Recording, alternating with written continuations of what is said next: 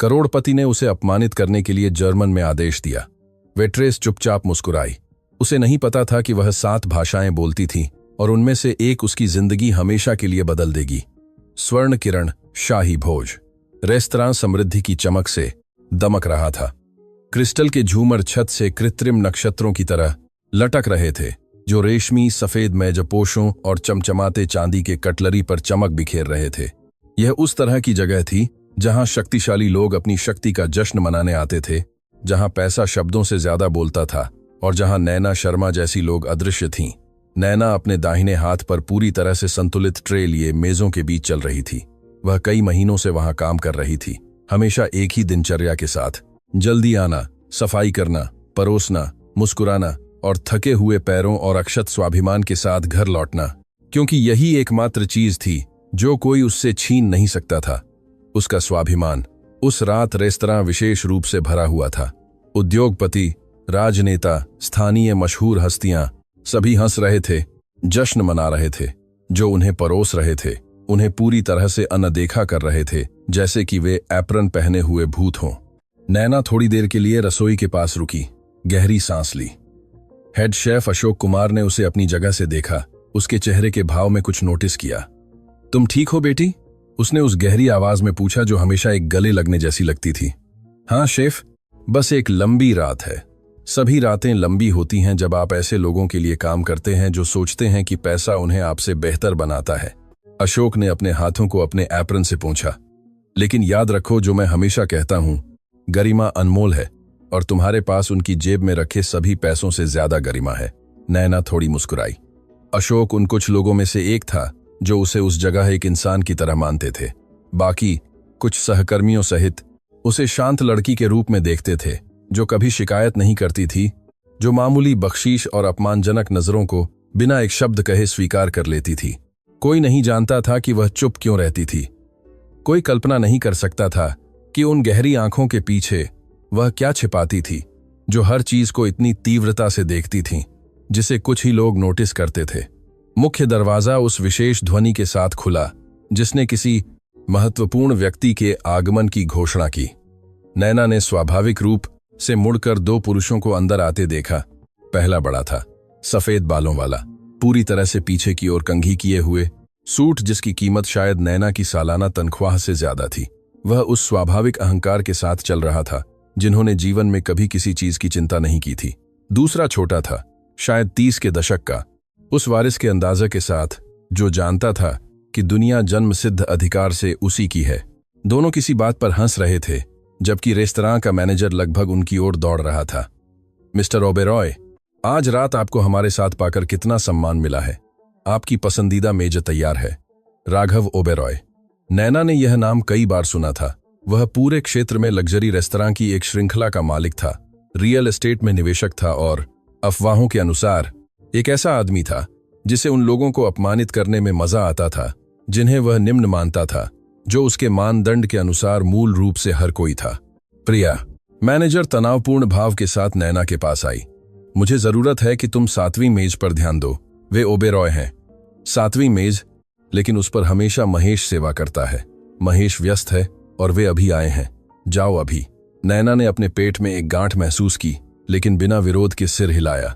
यह उसका काम था और उसे उस काम की जरूरत थी जितनी उस रेस्तरां में कोई नहीं कल्पना कर सकता था। वह उस मेज के पास गई जहां दोनों पुरुष पहले ही बैठे हुए थे, अभी भी किसी निजी मजाक पर हंस रहे थे। जब नैना पहुंची तो दोनों में से किसी ने उसे देखा नहीं। ऐसा लग रहा था जैसे वह फर्नीचर का हिस्सा हो। शुभ संध्या सज्जनों, स्वर्ण किरण में आपका स्वागत है। मेरा नाम नैना है और मैं आज रात आपकी सेविका रहूंगी। क्या मैं आपको कुछ पीने के लिए पेश कर सकती हूं? राघव ने अंततः ऊपर देखा, लेकिन उसकी आंखों में देखने के लिए नहीं। उसने उसे ऊपर से नीचे तक उस नजर से देखा जिसे नैना बहुत अच्छी तरह जानती थी। वह नजर जो आकलन करती थी, जो न्याय करती थी, जो सेकंडों में खारिज कर देती थी।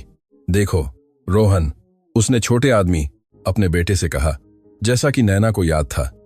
कितना अच्छा है कि वे हमें सबसे सुंदर लड़की भेजते हैं। रोहन हंस पड़ा, हालांकि शायद उसे मेनू पढ़ना भी नहीं आता, है ना पिताजी? दोनों हंसे। नैना ने अपनी पेशेवर मुस्कान बनाए रखी, हालांकि अंदर ही अंदर उसे ऐसा लग रहा था जैसे उसके सीने में सुइयां चुभ रही हों। उसने इस तरह की टिप्पणियों को सहन करना सीख लिया था। उसने सीख लिया था कि जवाब देना केवल चीजों को बदतर बनाता है। आप क्या पीना चाहेंगे? उसने शांत आवाज में दोहराया। राघव ने मेनू उठाया और अत्यधिक ध्यान से उसका अध्ययन करने का नाटक किया। फिर उसने अपने बेटे की ओर एक मुस्कान के साथ देखा, जो कुछ भी अच्छा नहीं कह रही थी। जानते हो रोहन, मुझे लंबे समय से मजा नहीं आया है। ये लड़की ऐसी लगती है जिसने अभी अभी हाई स्कूल पूरा किया है। मैं शर्त लगाता हूं कि उसे जी सर और बख्शिश के लिए धन्यवाद के अलावा कुछ नहीं पता। पिताजी, क्रूर मत बनो, रोहन ने झूठी सहानुभूति से कहा। निश्चित रूप से उसे गिनना आता है। वह उन बख्शिशों की गणना कैसे करेगी जो हम उसे कभी नहीं देते हैं। और हंसी। नैना ने अपनी कलम इतनी कसकर पकड़ी कि उसकी उंगलियों के पोर सफेद हो गए, लेकिन उसका चेहरा अविचलित रहा। और फिर राघव ने कुछ ऐसा किया जो सब कुछ बदल देगा। वह उस शिकारी मुस्कान के साथ आगे झुका जिसका इस्तेमाल वह करोड़पति वार्ताओं में करता था, और जर्मन में बोलना शुरू कर दिया। कोई भी जर्मन नहीं, औपचारिक, तकनीकी, जानबूझकर, जाइटिल German. Ich möchte eine Flasche von eurem teuersten Wein bestellen, aber ich bezweifle, dass dieses arme Mädchen überhaupt versteht, was ich sage. Wahrscheinlich denkt sie, ich spreche Chinesisch. मैं आपकी सबसे महंगी वाइन की एक बोतल ऑर्डर करना चाहता हूं, लेकिन मुझे संदेह है कि यह गरीब लड़की समझ भी पाएगी कि मैं क्या कह रहा हूं। शायद वह सोचती है कि मैं चीनी बोल रहा हूं। नैना ने हर शब्द, हर अपमानजनक बारीकियों को स्पष्ट रूप से सुना। उसने कहा था कि वह सबसे महंगी वाइन की एक बोतल चाहता था, लेकिन उसे संदेह था कि यह गरीब लड़की समझ पाएगी कि वह क्या कह रहा था। शायद वह सोचता था कि वह चीनी बोल रहा था। रोहन ठहाके लगाकर हंस पड़ा, मेज पर अपनी हथेली से मारते हुए। पिताजी, आप भयानक हैं। उसका चेहरा देखो, उसे कोई अंदाजा नहीं है कि आपने क्या कहा। बेशक नहीं। राघव अपनी कुर्सी पर पीछे की ओर झुक गया, स्पष्ट रूप से खुद से खुश था। ये लोग मुश्किल से हिंदी जानते हैं। जर्मन के लिए आपको एक वास्तविक शिक्षा की जरूरत होगी, एक जो स्पष्ट रूप से उसे कभी नहीं मिली। नैना अविचलित रही। उसका दिल तेजी से धड़क रहा था, लेकिन शर्म से नहीं। यह कुछ और था, कुछ ऐसा जिसे उसने वर्षों के अभ्यास के दौरान नियंत्रित करना सीख लिया था। क्योंकि नैना ने हर शब्द विदेशी भाषा के रूप में प्रच्छन्न हर अपमान को समझा था, लेकिन उसने कुछ नहीं कहा। अभी नहीं। देखो, राघव ने उसकी ओर इशारा किया, जैसे वह एक अध्ययन का नमूना हो। वह पलक भी नहीं झपकाती। शायद वह सोच रही है कि जब वह अपने दुखद घर पहुंचेगी तो कौन सा टीवी सीरियल देखेगी। नैना ने गहरी सांस ली। उसकी दादी के शब्द उसके दिमाग में अतीत की गूंज की तरह गूंज उठे। असली शक्ति यह दिखाने में नहीं है कि आप क्या जानते हैं, बल्कि यह जानने में है कि कब दिखाना है। दादी शांति देवी, उसकी दादी, वह महिला जिसने उसे वह सब कुछ सिखाया था जो वह जानती थी। वह महिला जिसने दशकों तक दूतावासों के लिए अनुवादक के रूप में काम किया था, लेकिन उसे कभी आधिकारिक मान्यता नहीं मिली क्योंकि उसके पास विश्वविद्यालय की डिग्री नहीं थी। वह महिला 9 भाषाएं धारा प्रवाह बोलती थी, और उसने वह उपहार नैना को बचपन से ही दिया था। 7 भाषाएं। नैना 7 भाषाएं पूरी तरह से धारा प्रवाह बोलती थी। जर्मन, फ्रेंच, अंग्रेजी, पुर्तगाली, इतालवी, मंदारिन और बेशक हिंदी। हर एक अपनी दादी की रसोई में सीखी गई। लंबी रातों में रिकॉर्डिंग सुनते हुए, अपनी दादी द्वारा खजाने की तरह रखे गए घिसे पिटे किताबों में। लेकिन कोई नहीं जानता था, क्योंकि नैना ने सीख लिया था कि एक ऐसी दुनिया में जो दिखावे पर न्याय करती थी, अपने पत्ते बहुत जल्दी दिखाना एक घातक गलती थी। ठीक है, राघव बोरियत भरे भाव के साथ हिंदी में बदल गया। चूंकि यह स्पष्ट है कि तुम्हें कुछ भी उपयोगी नहीं आता, तो मैं तुम्हें सीधे बताता हूं। हमें शेतो मार्गो 2005 की एक बोतल लाओ, और वह सही तापमान पर होनी चाहिए। अगर यहाँ के लोगों को पता हो कि इसका क्या मतलब है। बेशक सर, मैं तुरंत वापस आती हूँ। नैना न पे तुले कदमों से पीछे हट गई। उसका मन अभी अभी हुई हर चीज को संसाधित कर रहा था। यह पहली बार नहीं था कि उसे अपमानित किया गया था, यह आखिरी बार भी नहीं होगा। लेकिन उस आदमी की जानबूझकर क्रूरता में कुछ ऐसा था, उसकी श्रेष्ठ महसूस करने की जरूरत में, एक ऐसी भाषा का उपयोग करके जिसे वह मानता था कि वह नहीं समझती थी, जिसने उसके अंदर कुछ जगा दिया। रसोई में अशोक चिंतित भाव के साथ उसका इंतजार कर रहा था। जब तुम वापस आई तो मैंने तुम्हारा चेहरा देखा। उन लोगों ने तुम्हें क्या किया? कुछ नहीं जो मैंने पहले नहीं सुना हो। नैना, तुम्हें यह सब बर्दाश्त करने की जरूरत नहीं है। और भी काम है। कोई और काम नहीं है जो मेरी दादी की दवाइयों के लिए पर्याप्त भुगतान करे शेफ। आप जानते हैं, अशोक ने आह भरी। वह नैना की स्थिति जानता था। वह जानता था कि उसकी दादी बीमार थी, कि मेडिकल बिल जमा हो रहे थे, कि नैना जीवित रहने के लिए दोहरी शिफ्ट काम करती थी। उन्होंने तुम्हें क्या कहा? नैना पल भर के लिए हिचकिचाई। बड़े वाले ने जर्मन में बात की। उसने सोचा कि मैं नहीं समझूंगी। उसने मेरे बारे में भयानक बातें कहीं। अशोक की आंखें बड़ी हो गईं। और तुम? मैंने हर शब्द समझा। उनके बीच एक भारी सन्नाटा छा गया। अशोक नैना के बारे में कुछ बातें जानता था जो दूसरे नहीं जानते थे। वह जानता था कि वह अलग थी, किसी तरह से विशेष थी जिसे वह कभी पूरी तरह से समझाती नहीं थी। तुम क्या करने वाली हो? नैना ने वह वाइन की बोतल उठाई जो राघव ने मंगवाई थी और उसे ट्रे पर रखा। अभी के लिए, मेरा काम बाद में देखते हैं। वह बोतल के साथ मेज पर वापस लौटी। उसे राघव को दिखाया जैसा कि प्रोटोकॉल निर्धारित करता था। उसने मुश्किल से उसे देखा, परोसने के लिए एक अपमानजनक इशारा किया। जैसे ही नैना ने पूरी सटीकता के साथ वाइन डाली, राघव फिर से अपने बेटे से जर्मन में बात करने लगा। Sie dir ihre Hände an rau und abgenutzt. Das ist das Leben der Unterschicht. Arbeiten bis sie sterben, ohne jemals etwas Wichtiges zu erreichen. उसके हाथों को देखो, खुरदुरे और घिसे पिटे। यह निम्न वर्ग का जीवन है, मरते दम तक काम करना, कभी कुछ महत्वपूर्ण हासिल नहीं करना। वह नैना के हाथों के बारे में टिप्पणी कर रहा था, कह रहा था कि वे खुरदुरे और घिसे पिटे थे, कि वह निम्न वर्ग का जीवन था, मरते दम तक काम करना, बिना कुछ महत्वपूर्ण हासिल किए। रोहन ने सिर हिलाया, उसी भाषा में जोड़ा। Wenigstens hat sie ein schönes Gesicht. Wahrscheinlich das einzige, was sie am Leben hat. कम से कम उसका एक सुंदर चेहरा है। शायद जीवन में उसके पास यही एकमात्र चीज है। नैना ने परोसना समाप्त किया, अपना चेहरा तटस्थ रखा, लेकिन अंदर ही अंदर कुछ बदल रहा था। एक निर्णय आकार ले रहा था, एक जिसे उसने वर्षों से टाला था, लेकिन जो अब अपरिहार्य लग रहा था। क्या आप रात का खाना ऑर्डर करना चाहते हैं? उसने पूरी हिंदी में पूछा। सबसे अच्छा जो तुम्हारे पास है वह लाओ। राघव ने मेनू भी नहीं देखा, और मुझे उम्मीद है कि यह वास्तव में सबसे अच्छा होगा। मैं इस जगह के मालिकों को जानता हूं। एक गलती और तुम अपनी नौकरी खो दोगी। समझी सर? नैना फिर से पीछे हट गई, लेकिन इस बार वह रेस्तरां के एक कोने में रुक गई जहां से वह मेज को बिना देखे देख सकती थी। ओबेरॉय हंसते रहे, जर्मन में व्यापार के बारे में बात करते रहे, उन लोगों के बारे में जिन्हें उन्होंने बर्बाद कर दिया था, उन कर्मचारियों के बारे में जिन्हें उन्होंने मजा के लिए निकाल दिया था। और फिर उसने कुछ ऐसा सुना जिसने उसका खून ठंडा कर दिया। राघव ने एक अस्पताल का नाम लिया, वही अस्पताल जहां उसकी दादी का इलाज चल रहा था। उसने एक निवेश के बारे में बात की जिस पर वह विचार कर रहा था कि वह अस्पताल का हिस्सा खरीदने और लागत को अनुकूलित करने की योजना कैसे बना रहा था, जिसका उसकी भाषा में मतलब था कि उन रोगियों के लिए सेवाओं में कटौती करना जो लग्जरी उपचारों का भुगतान नहीं कर सकते थे। Die Alten und Kranken, die sich keine Privatversicherung leisten können, sind sowieso eine Last für das System. Wenn wir übernehmen, werden wir diese unprofitablen Abteilungen schließen.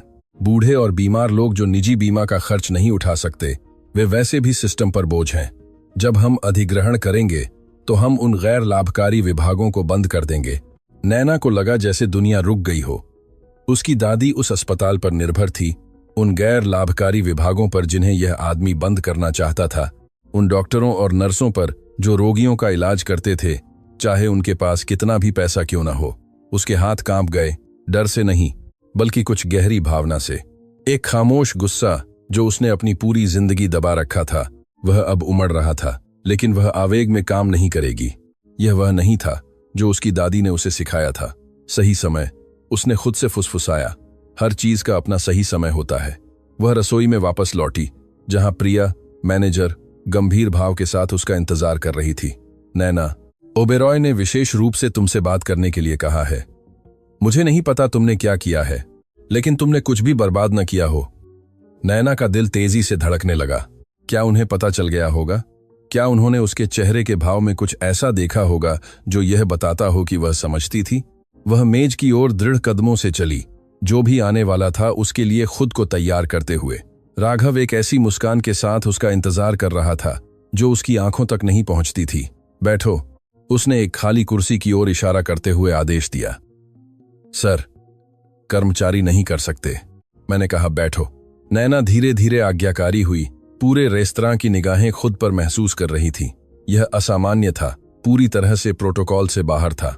Raghav आगे झुका, उसे एक माइक्रोस्कोप के नीचे एक कीड़े की तरह देखते हुए। मेरे बेटे और मैंने तुम्हें पूरी रात देखा है। तुम में कुछ अलग है, कुछ ऐसा जिसे मैं पहचान नहीं पा रहा हूं। और यह मुझे परेशान करता है क्योंकि मैं हमेशा लोगों को पहचानता हूं। नैना ने कोई जवाब नहीं दिया, बस सीधे उसकी आंखों में देखा, एक ऐसी चीज जिसने उसे स्पष्ट रूप से असहज कर दिया। मैं तुम्हें एक प्रस्ताव देने वाला हूं, राघव ने जारी रखा। मुझे अपने रेस्तरां के लिए कर्मचारियों की जरूरत है, ऐसे लोग जो सेवा करना जानते हों, जो समझदार हों, जो समस्याएं न पैदा करें। मैं तुम्हें यहां जितना कमाती हो उसका तिगुना भुगतान करूंगा। यह एक जाल था, नैना जानती थी। राघव जैसे लोग बदले में कुछ उम्मीद किए बिना उदार प्रस्ताव नहीं देते थे। आप बहुत दयालु हैं सर, लेकिन मैं जहां हूं वहां ठीक हूं। राघव की मुस्कान जम गई। कोई उसे ना नहीं कहता था। क्षमा करें, मैंने कहा कि मैं प्रस्ताव की सराहना करती हूं, लेकिन मैं यहां रहना पसंद करती हूं। रोहन अविश्वास में हंस पड़ा। सुना पिताजी, वेट्रेस आपके प्रस्ताव को ठुकरा रही है। राघव ने अपनी आंखें सिकोड़ी। मुझे लगता है कि तुम अपनी स्थिति नहीं समझती हो बेटी। मैं तुमसे पूछ नहीं रहा हूं, मैं तुम्हें बता रहा हूं कि तुम्हें क्या करना है, और मैं आपको बता रही हूं पूरे सम्मान के साथ कि मेरा जवाब ना है। इसके बाद जो सन्नाटा छा गया वह इतना घना था कि उसे चाकू से भी काटा जा सकता था।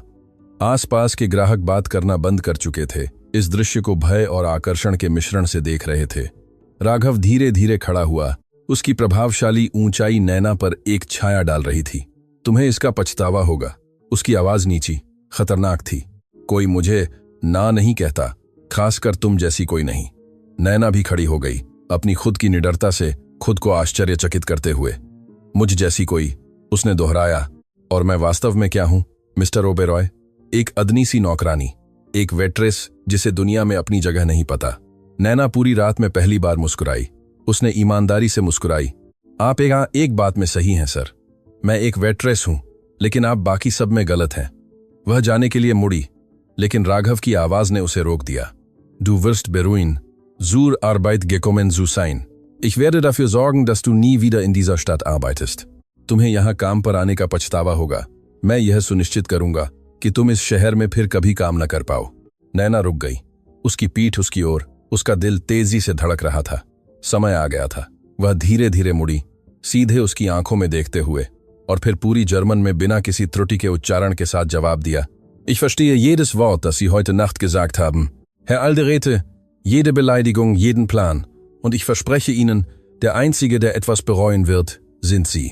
मैं आज रात आपके द्वारा कहे गए हर शब्द को समझती हूँ मिस्टर ओबेरॉय, हर अपमान, हर योजना, और मैं आपसे वादा करती हूँ केवल आप ही पछतावा करेंगे। राघव के चेहरे पर जो भाव था वह नैना कभी नहीं भूलेगी। उसका रंग उड़ गया। उसकी आंखें सदमे और अविश्वास के मिश्रण से बड़ी हो गईं। रोहन ने अपनी वाइन का गिलास गिरा दिया। लाल तरल सफेद मेजपोश पर खून की तरह फैल गया। नैना मुड़ी और रसोई की ओर चली गई, शहर के सबसे एक्सक्लूसिव रेस्तरां की स्तब्ध चुप्पी को पीछे छोड़ते हुए। वह नहीं जानती थी कि आगे क्या होगा। उसे नहीं पता था कि उसने अभी अभी जो किया था उसके क्या परिणाम होंगे, लेकिन पहली बार उसे इतने लंबे समय में आजाद महसूस हुआ। उसे नहीं पता था कि वह रात सिर्फ शुरुआत थी, कि राघव ओबेरॉय उस तरह का आदमी नहीं था जो अपमानित होना स्वीकार करता था, और जो युद्ध अभी शुरू हुआ था वह ऐसे रहस्य उजागर करेगा जो न केवल उसकी जिंदगी बल्कि इसमें शामिल सभी लोगों की जिंदगी बदल देगा। क्योंकि उस रेस्तरां में क्रिस्टल के झूमरों की रोशनी के नीचे एक चिंगारी जल उठी थी जो जल्द ही आग में बदल जाएगी, और नैना शर्मा जलने के लिए तैयार थी। नैना के पीछे रसोई के दरवाजे एक धीमी आवाज के साथ बंद हो गए, जो एक अध्याय के अंत और एक बहुत गहरे अध्याय की शुरुआत की तरह गूंज रहा था। उसका दिल इतनी तेजी से धड़क रहा था कि वह उसे अपनी कनपटियों में, अपनी कलाइयों में, अपने शरीर के हर कोने में महसूस कर सकती थी, जो एड्रेनालाइन और आतंक के मिश्रण से कांप रहा था। उसने क्या किया था? अशोक सबसे पहले उसके पास पहुंचा, उसे मजबूत हाथों से कंधों से पकड़ लिया। नैना, बाहर क्या हुआ? पूरा रेस्तरां शांत है। मैंने ऐसा कुछ कभी नहीं देखा, मैंने उसे जवाब दिया। नैना की आवाज मुश्किल से एक फुसफुसाहट में निकली, जर्मन में। मैंने उसे बताया कि मैं सब समझ गई थी। अशोक की आंखें बड़ी हो गईं। तुमने राघव ओबेरॉय को उसके मुंह पर जर्मन में जवाब दिया। इससे पहले कि नैना जवाब दे पाती, रसोई के दरवाजे जोर से खुले। प्रिया वर्मा, मैनेजर, गुस्से और घबराहट से भरे चेहरे के साथ अंदर आई। नैना, तुमने क्या बकवास किया? मिस्टर ओबेरॉय गुस्से में है, वह अभी मालिकों से बात करने की मांग कर रहे हैं। प्रिया, वह मुझे अपमानित कर रहा था। उसने सोचा कि मैं नहीं समझूंगी, और मुझे परवाह नहीं कि उसने क्या सोचा। प्रिया ने उसे जोर से रोका। क्या तुम्हें अंदाजा है कि वह आदमी कौन है? तुम्हें जरा भी अंदाजा है कि वह हमें क्या कर सकता है? नैना को लगा जैसे रसोई की दीवारें उस पर बंद हो रही हों। दूसरे कर्मचारी उसे ऐसी अभिव्यक्तियों के साथ देख रहे थे जो सहानुभूति से लेकर नाराजगी तक थीं। कुछ लोग उसके किए पर प्रशंसा करते हुए लग रहे थे, लेकिन अधिकांश बस डरे हुए थे। प्रिया, अशोक ने हस्तक्षेप किया, जो भी हुआ हो, नैना हमारी सबसे अच्छी कर्मचारियों में से एक है। हम नहीं कर सकते। ठीक एम। चुप रहो अशोक, यह तुम्हारा मामला नहीं है। प्रिया ठंडी आंखों से नैना की ओर मुड़ी। तुम्हें निलंबित कर दिया गया है, बिना वेतन के, जब तक मालिक यह तय नहीं करते कि तुम्हारे साथ क्या करना है। अब पीछे के दरवाजे से निकल जाओ। मैं नहीं चाहती कि मिस्टर ओबेरॉय तुम्हें निकलते हुए देखें। नैना को लगा जैसे उसके पेट में मुक्का मारा गया हो। निलंबित, बिना वेतन के, शब्द उसके दिमाग में गूंज रहे थे। जब उसने अपनी दादी की दवाइयों के बारे में सोचा, लंबित बिलों के बारे में, उस किराए के बारे में जो उसे कुछ दिनों में चुकाना था। प्रिया, कृपया, मुझे इस नौकरी की जरूरत है। मेरी दादी बीमार है और तुम्हें इसके बारे में तब सोचना चाहिए था जब तुमने हीरोइन बनने का फैसला किया था। प्रिया ने पीछे के दरवाजे की ओर इशारा किया। बाहर, अभी। नैना ने अशोक की आंखों में कुछ समर्थन खोजने की उम्मीद में देखा, लेकिन वह केवल लाचारी से अपनी नजरें झुका सका। वह कुछ नहीं कर सकता था, न मैनेजर के खिलाफ, न ओबेरॉय के नाम के वजन के खिलाफ। कांपते हाथों से नैना ने अपना एप्रन उतारा और उसे स्टेनलेस स्टील की मेज पर रख दिया। वह पीछे के दरवाजे की ओर चली, हर कदम को ऐसा महसूस करते हुए जैसे वह एक खाई की ओर चल रही हो। बाहर गली अंधेरी थी और कचरे और नमी की बदबू आ रही थी। नैना ईंट की दीवार के सहारे खड़ी हो गई, उन आंसुओं को बहने दिया जो उसने रोक रखे थे। अब वह क्या करेगी? उसके जेब में उसका फोन कंपन करने लगा। यह एक अज्ञात नंबर से एक टेक्स्ट संदेश था। तुमने आज रात एक बहुत बड़ी गलती की है और गलतियों की कीमत चुकानी पड़ती है। आपका कोई जो तुम्हें देख रहा होगा। एक सिहरन उसकी पीठ में दौड़ गई। राघव, रोहन, उनके लिए काम करने वाला कोई।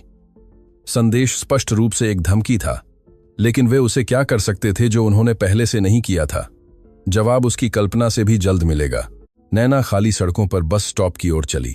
उस समय सार्वजनिक परिवहन कम था और उसे अंधेरे में लगभग 40 मिनट तक इंतजार करना पड़ा, लगातार अपने कंधे पर देखते हुए, यह महसूस करते हुए कि कोई उसे छाया से देख रहा था। जब वह अंततः शहर के बाहरी इलाके में अपने छोटे से अपार्टमेंट में पहुंची, तो उसने अपनी दादी शांति देवी को जगा हुआ पाया, जो खिड़की के पास अपनी पसंदीदा कुर्सी पर बैठी थीं, शहर की दूर की रोशनी को देख रही थीं। तुम जल्दी आ गई मेरी बच्ची। दादी शांति देवी की आवाज कमजोर थी, लेकिन हमेशा की तरह गर्म थी। कुछ हुआ क्या? नैना अपनी दादी के पास घुटनों के बल बैठ गई, अपने हाथों में उनकी झुर्रीदार हाथों को लिया। उसे सच कैसे बताए? उसे कैसे समझाए कि उसने वह नौकरी खो दी थी जो उन्हें जीवित रहने देती थी? दादी, मैंने आज रात कुछ किया, कुछ ऐसा जो शायद मुझे नहीं करना चाहिए था। शांति देवी की आंखें, हालांकि बीमारी से थकी हुई थीं, उस तीव्र बुद्धि से चमक उठीं जिसे उम्र भी बुझा नहीं पाई थी। मुझे सब बताओ नैना, कुछ भी मत छिपाओ। और नैना ने ऐसा ही किया। उसने उसे ओबेरॉय के बारे में बताया, जर्मन में अपमान के बारे में, अस्पताल खरीदने की योजनाओं के बारे में, उसके जवाब के बारे में और उसके बाद हुए परिणामों के बारे में। जब उसने समाप्त किया तो उसे अपनी दादी के चेहरे पर मेरी बच्ची, शांति देवी ने नैना के हाथों को इतनी ताकत से दबाया जो आश्चर्यजनक था। तुमने वही किया जो तुम्हें करना चाहिए था। लेकिन दादी, मैंने अपनी नौकरी खो दी। मुझे नहीं पता हम कैसे। सुनो, शांति देवी ने उसे दृढ़ता से रोका। मैंने अपनी पूरी जिंदगी चुपचाप बिताई, अपनी पूरी जिंदगी अदृश्य रही, ताकि राघव जैसे लोग खुद को श्रेष्ठ महसूस कर सकें। मैंने राजदूतों के लिए, राष्ट्रपतियों के लिए, पूरे देशों पर शासन करने वाले लोगों के लिए अनुवाद किया और उनमें से किसी को मेरा नाम नहीं पता था। किसी ने मुझे धन्यवाद नहीं दिया। किसी ने उस महिला से आगे नहीं देखा जो कॉफी परोसती थी और उनके शब्दों का अनुवाद करती थी। आंसू अब दोनों के गालों पर बह रहे थे। मैं तुम्हारे लिए ऐसा नहीं चाहती नैना। मैं नहीं चाहती कि तुम अपनी जिंदगी खामोशी में जियो। तुम्हारे पास एक उपहार है, एक उपहार जो मैंने तुम्हें अपने पूरे प्यार से दिया है, और वह उपहार छिपाने के लिए नहीं है। वह उसका उपयोग करने के लिए है, खुद का बचाव करने के लिए, दूसरों का बचाव करने के लिए जो अपना बचाव खुद नहीं कर सकते। नैना ने अपनी दादी को गले लगा लिया, अपनी बाहों में उनके कमजोर शरीर को महसूस करते हुए, हड्डियों को महसूस करते हुए जहां पहले मजबूत मांस था, दिल जो कमजोर रूप से धड़क रहा था, लेकिन अटूट दृढ़ संकल्प के साथ। मुझे डर लग रहा है दादी, उस आदमी के पास ताकत है, वह हमें बर्बाद कर सकता है। बिना सम्मान के ताकत केवल शोर है, मेरी बच्ची, और शोर, चाहे वह कितना भी जोरदार क्यों ना हो, अंततः शांत हो जाता है। उस रात नैना मुश्किल से सो पाई। उसका दिमाग रेस्तरां की घटनाओं, राघव के शब्दों, टेक्स्ट संदेश की धमकी, भविष्य की अनिश्चितता को बार बार दोहरा रहा था।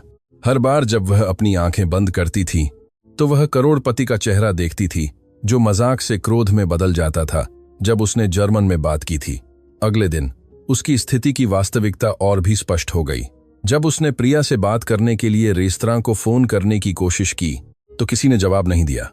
जब वह व्यक्तिगत रूप से गई तो सुरक्षा गार्ड ने उसे अंदर जाने से रोक दिया, यह कहते हुए कि उसका अब स्वागत नहीं है। मुझे माफ करना मैडम। गार्ड, एक बूढ़ा आदमी जिसने हमेशा उसके साथ अच्छा व्यवहार किया था, ईमानदारी से दुखी लग रहा था। ऊपर से आदेश है, मैं तुम्हें अंदर नहीं जाने दे सकता। लेकिन मेरा सामान, मेरा आखिरी वेतन। उन्होंने कहा कि वे आपको आपके समाप्ति पत्र के साथ मेल करेंगे। समाप्ति पत्र? न केवल निलंबित बल्कि निकाल दिया गया। नैना शहर में स्तब्ध अवस्था में चल रही थी। अब वह क्या करेगी? उसके पास शायद 2 सप्ताह के लिए बचत थी। उसके बाद वह बाद के बारे में सोचना नहीं चाहती थी। उसका फोन बजा। यह एक ऐसा नंबर था जिसे वह नहीं पहचानती थी, लेकिन पिछली रात की धमकी वाले नंबर से अलग था। नैना शर्मा, एक पुरुष आवाज, पेशेवर, ठंडी। हाँ, मैं हूं। मैं वकील आनंद मेहता बोल रहा हूं, ओबेरॉय ग्रुप का वकील। मेरे मुवक्किल आपसे आज शाम मिलना चाहते हैं। यह एक तत्काल प्रकृति का मामला है। नैना का दिल 1 सेकंड के लिए रुक गया। मुझसे मिले? क्यों? इस पर व्यक्तिगत रूप से चर्चा की जाएगी। आपको ओबेरॉय ग्रुप के कॉरपोरेट कार्यालयों में उपस्थित होने के लिए 1 घंटे का समय है। पता आपको संदेश के माध्यम से भेजा जाएगा। मैं आपको दृढ़ता से सलाह देता हूं कि आप अनुपस्थित न रहें। नैना के जवाब देने से पहले कॉल कट गई। मिनटों बाद उसे पता मिला, वित्तीय जिले में एक कार्यालय भवन, उस तरह की जगह जहां नैना जैसे लोग आमतौर पर केवल फर्श साफ करने के लिए प्रवेश करते थे, उसका एक हिस्सा उस सम्मान को अनदेखा करना चाहता था। लेकिन दूसरा हिस्सा, वह हिस्सा जिसे उसकी दादी ने समस्याओं से कभी न भागने के लिए पाला था, जानता था कि उसे जाना होगा। उसे जानना था कि वे क्या चाहते थे। उसे जो भी आने वाला था उसका सामना करना था। उसने अपने पास सबसे अच्छे कपड़े पहने, एक सादा सफेद ब्लाउज, एक गहरी स्कर्ट, जूते जो उसने एक सेकंड हैंड स्टोर से खरीदे थे, लेकिन जो अभी भी अच्छे लग रहे थे। उसने शीशे में अपना प्रतिबिंब देखा और गहरी सांस ली। मैं यह कर सकती हूं, उसने फुसफुसाया। मैं यह कर सकती हूं। ओबेरॉय ग्रुप का भवन कांच और स्टील का एक टावर था जो पैसे की शक्ति के स्मारक की तरह आकाश की ओर उठता था। नैना घूमते दरवाजों से अंदर दाखिल हुई और खुद को एक लॉबी में पाया जो उसके पूरे अपार्टमेंट से बड़ी थी। रिसेप्शनिस्ट, पेशेवर बोरियत के भाव वाली एक बेदाग कपड़े पहने महिला ने उसे ऊपर से नीचे तक उसी जांच पड़ताल से देखा जिसे नैना बहुत अच्छी तरह जानती थी। क्या मैं आपकी मदद कर सकती हूं? मेरी एक अपॉइंटमेंट है। मेरा नाम नैना शर्मा है। रिसेप्शनिस्ट के चेहरे के भाव में कुछ बदल गया। पहचान, जिज्ञासा, दया। बेशक, वे आपका इंतजार कर रहे हैं। 27वीं मंजिल। लिफ्ट आपके दाहिने हाथ पर है। लिफ्ट चुपचाप ऊपर चढ़ी। डिजिटल स्क्रीन पर संख्याएं एक अपरिहार्य चीज की उलटी गिनती की तरह बदल रही थीं। जब 27वीं मंजिल पर दरवाजे खुले तो नैना ने खुद को एक और रिसेप्शनिस्ट के सामने पाया। यह पिछली वाली से भी ज्यादा डरावनी थी। सुश्री शर्मा, कृपया यहां आइए। उसने उसे एक गलियारे से गुजारा जिसकी दीवारें कला से ढकी हुई थीं, जिसकी कीमत शायद नैना की पूरी जिंदगी की कमाई से ज्यादा थी। गलियारे के अंत में गहरे लकड़ी के दोहरे दरवाजे थे। रिसेप्शनिस्ट ने धीरे से खटखटाया और अंदर से एक आवाज ने कहा, अंदर आओ। राघव ओबेरॉय का कार्यालय बिल्कुल वैसा ही था जैसा नैना को उम्मीद थी। विशाल, आडंबरपूर्ण, डराने के लिए डिजाइन किया गया। फर्श से छत तक की खिड़कियां शहर को नीचे एक ऐसे राज्य की तरह दिखाती थीं जो जीतने का इंतजार कर रहा था। और वहां वह था, महोगनी के डेस्क के पीछे बैठा, जो उसके अपने अहंकार का एक वीदी जैसा लगता था। उसके बगल में रोहन, पिछली रात की उसी अपमानजनक मुस्कान के साथ, और एक कोने में एक भूरे सूट वाला आदमी था जो वकील होना चाहिए था, जिसने उसे बुलाया था। सुश्री शर्मा। राघव खड़ा नहीं हुआ। उसने उसे नमस्ते करने का इशारा भी नहीं किया। कितनी दयालु हैं आप कि आपने हमारा निमंत्रण स्वीकार किया। यह एक निमंत्रण जैसा नहीं लगा, यह एक आदेश जैसा लगा। रोहन हंसा, लेकिन उसके पिता ने उसे शांत करने के लिए हाथ उठाया। सीधी, मुझे यह पसंद है। हालांकि ईमानदारी खतरनाक हो सकती है जब आपके पास उसे सहारा देने की शक्ति न हो। राघव अपनी कुर्सी पर पीछे की ओर झुक गया। लेकिन मैंने तुम्हें शिष्टाचार बदलने के लिए नहीं बुलाया। मैंने तुम्हें बुलाया क्योंकि हमें एक समस्या है, और समस्याओं के मेरे अनुभव में दो समाधान होते हैं। उन्हें खत्म कर दिया जाता है या उन्हें नियंत्रित किया जाता है। नैना को सिहरन महसूस हुई, लेकिन उसने अपना चेहरा तटस्थ रखा। और मैं आपके लिए एक समस्या हूं। तुम कल रात से हो। देखो, मुझे परवाह नहीं कि तुम जर्मन समझती हो। वास्तव में यह प्रभावशाली है। लेकिन मुझे जो परवाह है वह यह है कि तुमने ऐसी बातें सुनी जो तुम्हें नहीं सुननी चाहिए थी। नैना का दिल तेजी से धड़कने लगा। अस्पताल के बारे में योजनाएं, व्यापार के बारे में बातचीत। राघव ने और क्या कहा होगा यह सोचते हुए कि कोई नहीं समझता। मुझे नहीं पता कि आप क्या कह रहे हैं। बेशक तुम जानती हो। राघव आगे झुका। तुमने कल्याण अस्पताल के लिए मेरी योजनाओं के बारे में सुना। ऐसी योजनाएं जो गोपनीय हैं, ऐसी योजनाएं जो प्रभावित हो सकती हैं यदि गलत संपर्क वाले किसी व्यक्ति को समय से पहले पता चल जाए। मेरे पास किसी भी प्रकार के संपर्क नहीं है। मैं बस एक वेट्रेस हूं। तुम एक वेट्रेस थी। रोहन ने द्वेषपूर्वक हस्तक्षेप किया। अब तुम कुछ नहीं हो। रोहन, चुप। राघव ने नैना से अपनी नजरें नहीं हटाईं। यहां मेरा प्रस्ताव है। सुश्री शर्मा, अद्वितीय और अटल, आप एक गोपनीयता समझौते पर हस्ताक्षर करेंगी। आपने कल रात जो कुछ भी सुना उसके बारे में किसी से बात नहीं करेंगी। बदले में आपको एक उदार मुआवजा मिलेगा। आपकी दादी के इलाज के लिए 1 साल के लिए पर्याप्त, और एक सिफारिश पत्र जो शहर के किसी भी रेस्तरां में आपके लिए दरवाजे खोलेगा। नैना ने पलक झपकाई। उसे अपनी दादी के बारे में कैसे पता था? उसे इलाज के बारे में कैसे पता था? मुझे पता है कि आपको यह जानकर आश्चर्य हो रहा है कि मुझे आपकी दादी शांति देवी के बारे में पता है। राघव बिना गर्मजोशी के मुस्कुराया। मैंने आज सुबह अपनी जांच पड़ताल की। मुझे पता है कि आप कहां रहती हैं। मुझे पता है कि उनका कहां इलाज होता है। मुझे पता है कि आपको मेडिकल बिलों में कितना देना है। ज्ञान शक्ति है, सुश्री शर्मा, और मेरे पास दोनों बहुत हैं। वकील एक फाइल के साथ आया। उसे नैना के सामने डेस्क पर रखा। अंदर कई पन्नों का एक दस्तावेज और एक चेक था। नैना ने चेक देखा। यह राशि उसके जीवन में देखे गए किसी भी पैसे से ज्यादा थी। सब कुछ चुकाने के लिए पर्याप्त। वर्षों में पहली बार शांति से सांस लेने के लिए पर्याप्त। लेकिन कुछ ठीक नहीं था। राघव के चेहरे के भाव में कुछ, जिस तरह से रोहन उसे उम्मीद से देख रहा था, जैसे वे उसे एक जाल में फंसने का इंतजार कर रहे थे। और अगर मैं हस्ताक्षर नहीं करती, इसके बाद जो सन्नाटा छा गया वह भारी था, अनकही धमकियों से भरा था। अगर तुम हस्ताक्षर नहीं करती, राघव ने धीरे धीरे कहा, हर शब्द का स्वाद लेते हुए, मैं तुम्हारी जिंदगी मुश्किल कर दूंगा। तुमने स्वर्ण किरण में अपनी नौकरी पहले ही खो दी है। मैं यह सुनिश्चित कर सकता हूं कि तुम इस शहर में, इस देश में किसी भी रेस्तरां में काम न कर पाओ, अगर मैं चाहूं तो। और तुम्हारी दादी का नवजीवन अस्पताल में इलाज। खैर, मान लो कि जब मैं अस्पताल का अधिग्रहण पूरा करूंगा तो कुछ मरीजों को यह पता चल सकता है कि उनके बिस्तर अब उपलब्ध नहीं है। नैना को उल्टी आने लगी। यह एक प्रस्ताव नहीं था, यह ब्लैकमेल था, उदारता के रूप में प्रच्छन्न जबरदस्ती। आप मुझे धमकी दे रहे हैं, मैं तुम्हें विकल्प दे रहा हूं। इसमें फर्क है। नैना के हाथ कांप रहे थे जब उसने दस्तावेज को देखा। शब्द उसकी आंखों के सामने तैर रहे थे। कानूनी खंड, जटिल शर्तें, सभी उसे स्थायी रूप से चुप करने के लिए डिजाइन किए गए थे। उसने अपनी दादी के बारे में सोचा, उसकी मुस्कान के बारे में, जब उसने कहा कि वह गर्वित है, खामोशी में जिंदगी न जीने के बारे में, उसके शब्दों के बारे में। उसने उन आवाजों के बारे में सोचा जिन्हें उसने राघव के कहने पर सुना था। जिन लोगों को नुकसान होगा अगर उसने अस्पताल खरीदा, जिन मरीजों को अपनी देखभाल खोनी पड़ेगी, जिन परिवारों को नुकसान होगा। उसने अपनी पूरी जिंदगी में जो कुछ भी सीखा था, हर भाषा, हर शब्द, गरिमा और साहस के बारे में, हर सबक के बारे में सोचा और एक फैसला किया। नहीं, उसने दृढ़ आवाज में कहा। राघव ने माथे पर बल डाला। क्षमा करें, मैंने कहा नहीं, मैं इस पर हस्ताक्षर नहीं करूंगी। रोहन खड़ा हो गया। क्या तुम पागल हो? तुम्हें अंदाजा है कि तुम क्या ठुकरा रही हो? मुझे पूरी तरह से अंदाजा है। नैना भी खड़ी हो गई, सीधे राघव की आंखों में देखते हुए। मैं खरीदे जाने से मना कर रही हूं, मैं चुप होने से मना कर रही हूं, और मैं उस सब का हिस्सा बनने से मना कर रही हूं जो आप उस अस्पताल के साथ करने की योजना बना रहे हैं। तुम्हें इसका पछतावा होगा। राघव की आवाज बर्फ जैसी ठंडी थी।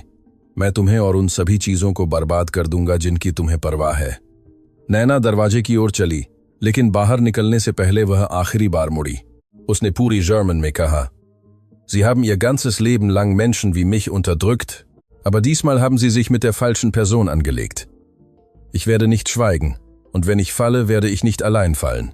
Mr. Oberoi, आपने अपनी पूरी जिंदगी मेरे जैसे लोगों को दबाया है, लेकिन इस बार आपने गलत व्यक्ति से पंगा लिया है।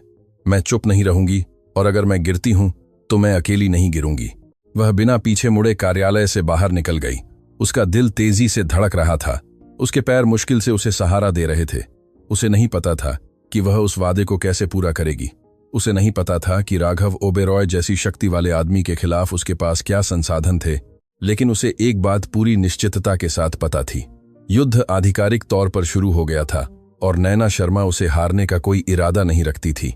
उसे नहीं पता था कि उसी शाम, जब वह अपनी दादी को गले लगाने और अपनी अगली चाल की योजना बनाने के लिए घर लौट रही थी, राघव ओबेरॉय एक कॉल कर रहा था जो सब कुछ बदल देगा। मुझे उस लड़की की पूरी जांच करनी है, उसने ठंडी आवाज में फोन पर कहा। मैं हर रहस्य, हर कमजोरी, हर उस व्यक्ति को जानना चाहता हूं जिसकी उसे परवाह है, और जब तुम्हें सब कुछ मिल जाए तो हम उसे पूरी तरह से बर्बाद कर देंगे। उसकी कंप्यूटर स्क्रीन पर इमारत के सुरक्षा कैमरों द्वारा ली गई नैना की एक तस्वीर चमक रही थी, और उसके बगल में नवजीवन अस्पताल में अपने साप्ताहिक इलाज के लिए प्रवेश करती दादी शांति देवी की एक तस्वीर थी। गरिमा की लड़ाई अब अस्तित्व की लड़ाई बनने वाली थी। घर लौटने का रास्ता नैना ने अपनी जिंदगी में सबसे लंबा तय किया था। हर कदम शीशे की तरह भारी लग रहा था।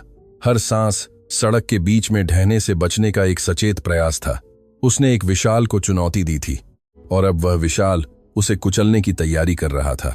जब उसने अपने छोटे से अपार्टमेंट का दरवाजा खोला तो उसे कुछ ऐसा मिला जिसकी उसे उम्मीद नहीं थी। उसकी दादी शांति देवी खिड़की के पास अपनी कुर्सी पर नहीं थी। वह अपने बेंत के सहारे खड़ी थी। एक पुराना सूटकेस बिस्तर पर खुला पड़ा था। दादी, आप क्या कर रही हैं?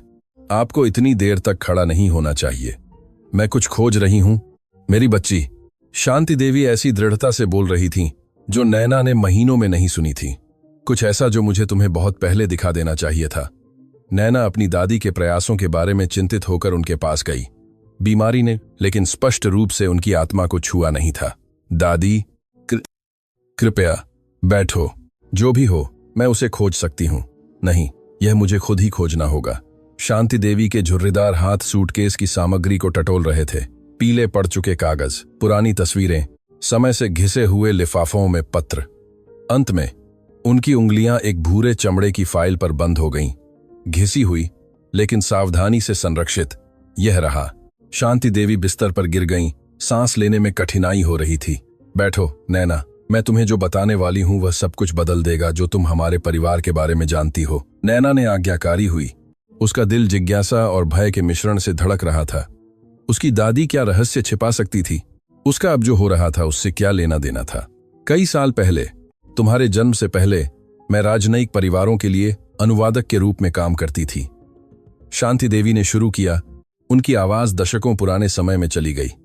मेरे पास कोई डिग्री नहीं थी, लेकिन मैं 9 भाषाएं बोलती थी। मैंने उन्हें उसी तरह सीखा जैसे मैंने तुम्हें सिखाया, सुनकर, अभ्यास करके, दुनिया भर के लोगों के बीच रहकर। यह तो मुझे पता है दादी। जो तुम नहीं जानती वह यह है कि मैंने अपने अनुवादक करियर के आखिरी कुछ सालों में किसके लिए काम किया। शांति देवी ने फाइल खोली और एक ब्लैक एंड व्हाइट तस्वीर निकाली। उसमें खुद का एक बहुत छोटा, सुरुचिपूर्ण ढंग से कपड़े पहने हुए संस्करण दिखाई दे रहा था। एक सूट वाले आदमी के बगल में जिसे नैना ने नहीं पहचाना। यह आदमी राजेश ओबेरॉय था, राघव का पिता। नैना को लगा जैसे जमीन उसके पैरों तले खिसक गई हो। आपने 5 साल तक ओबेरॉय के लिए काम किया? मैं सभी अंतर्राष्ट्रीय वार्ताओं में उनकी निजी अनुवादक थी। राजेश ने मेरे सहयोग से अपना साम्राज्य बनाया, अनुबंधों का अनुवाद किया, सौदों को अंतिम रूप दिया, दुनिया भर के भागीदारों के साथ संचार को सुविधाजनक बनाया। आंसू शांति देवी की आंखों में बनने लगे जब उन्होंने जारी रखा। राजेश अपने बेटे से अलग था। वह महत्वाकांक्षी था, हाँ, लेकिन उसमें सम्मान था। उसने मेरे साथ सम्मानपूर्वक व्यवहार किया। उसने मुझसे यह भी वादा किया कि जब वह सेवानिवृत्त होगा तो वह मुझे उन व्यवसायों के मुनाफे का एक हिस्सा देगा जिन्हें मैंने बनाने में मदद की थी। मेरे पास हस्ताक्षरित दस्तावेजा थे, कानूनी समझौते। और क्या हुआ? राजेश की अचानक मृत्यु हो गई, दिल का दौरा, उन्होंने कहा। और जब मैं अपना हक मांगने गई तो मैं राघव से मिली। तब वह मुश्किल से 25 साल का था, लेकिन वह पहले से ही वह क्रूर आदमी था जिसे तुम अब जानती हो। शांति देवी ने फाइल से एक और दस्तावेज निकाला। यह हस्ताक्षर और आधिकारिक मुहरों वाला एक अनुबंध था। यह मूल समझौता है। राजेश ने मुझे मेरे वर्षों की सेवा के मुआवजे के रूप में ओबेरॉय ग्रुप के मुनाफे का 5% देने का वादा किया था, लेकिन जब मैंने इसे राघव को दिखाया तो वह मेरे मुंह पर हंसा। शांति देवी की आवाज याददाश्त से टूट गई। उसने मुझसे कहा कि एक घरेलू नौकरानी का किसी भी चीज पर कोई अधिकार नहीं है, कि अगर मैंने कानूनी रूप से दावा करने की कोशिश की तो वह मुझे बर्बाद करने के लिए अपनी सारी शक्ति का उपयोग करेगा, और उसने ऐसा किया। नैना ने अपनी दादी के हाथों को पकड़ा, दशकों के अन्याय को उस पल में केंद्रित महसूस करते हुए। आपने मुझे कभी क्यों नहीं बताया?